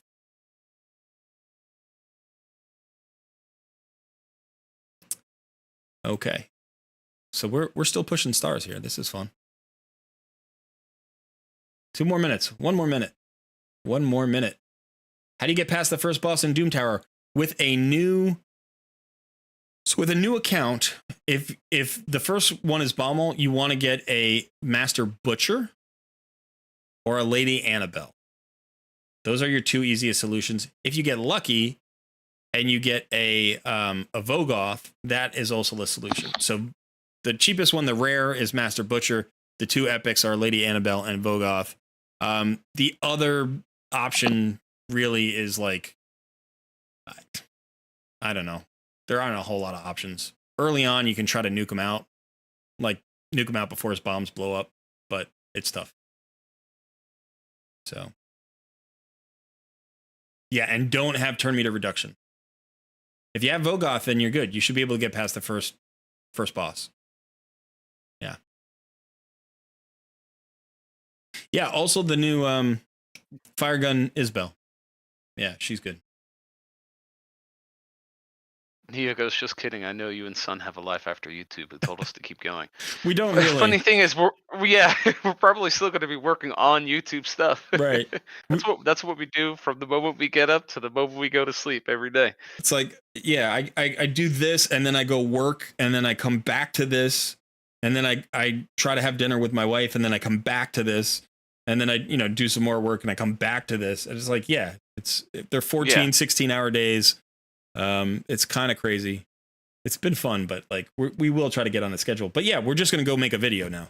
So, but we do have to. We do like 30 minutes after I wake up. We're in a morning meeting talking about stuff. Yeah, it's like And then 30 minutes before we go to bed, we're like, "What are you doing right now? Are you playing the game? I'm playing the game right now." Like that's the thing. I only actually get this time when I'm streaming, or like a couple of little tiny breaks during the day to actually play the game. My main account is hurting so hard right now. It's like, because every hour that I have, I've been putting into this,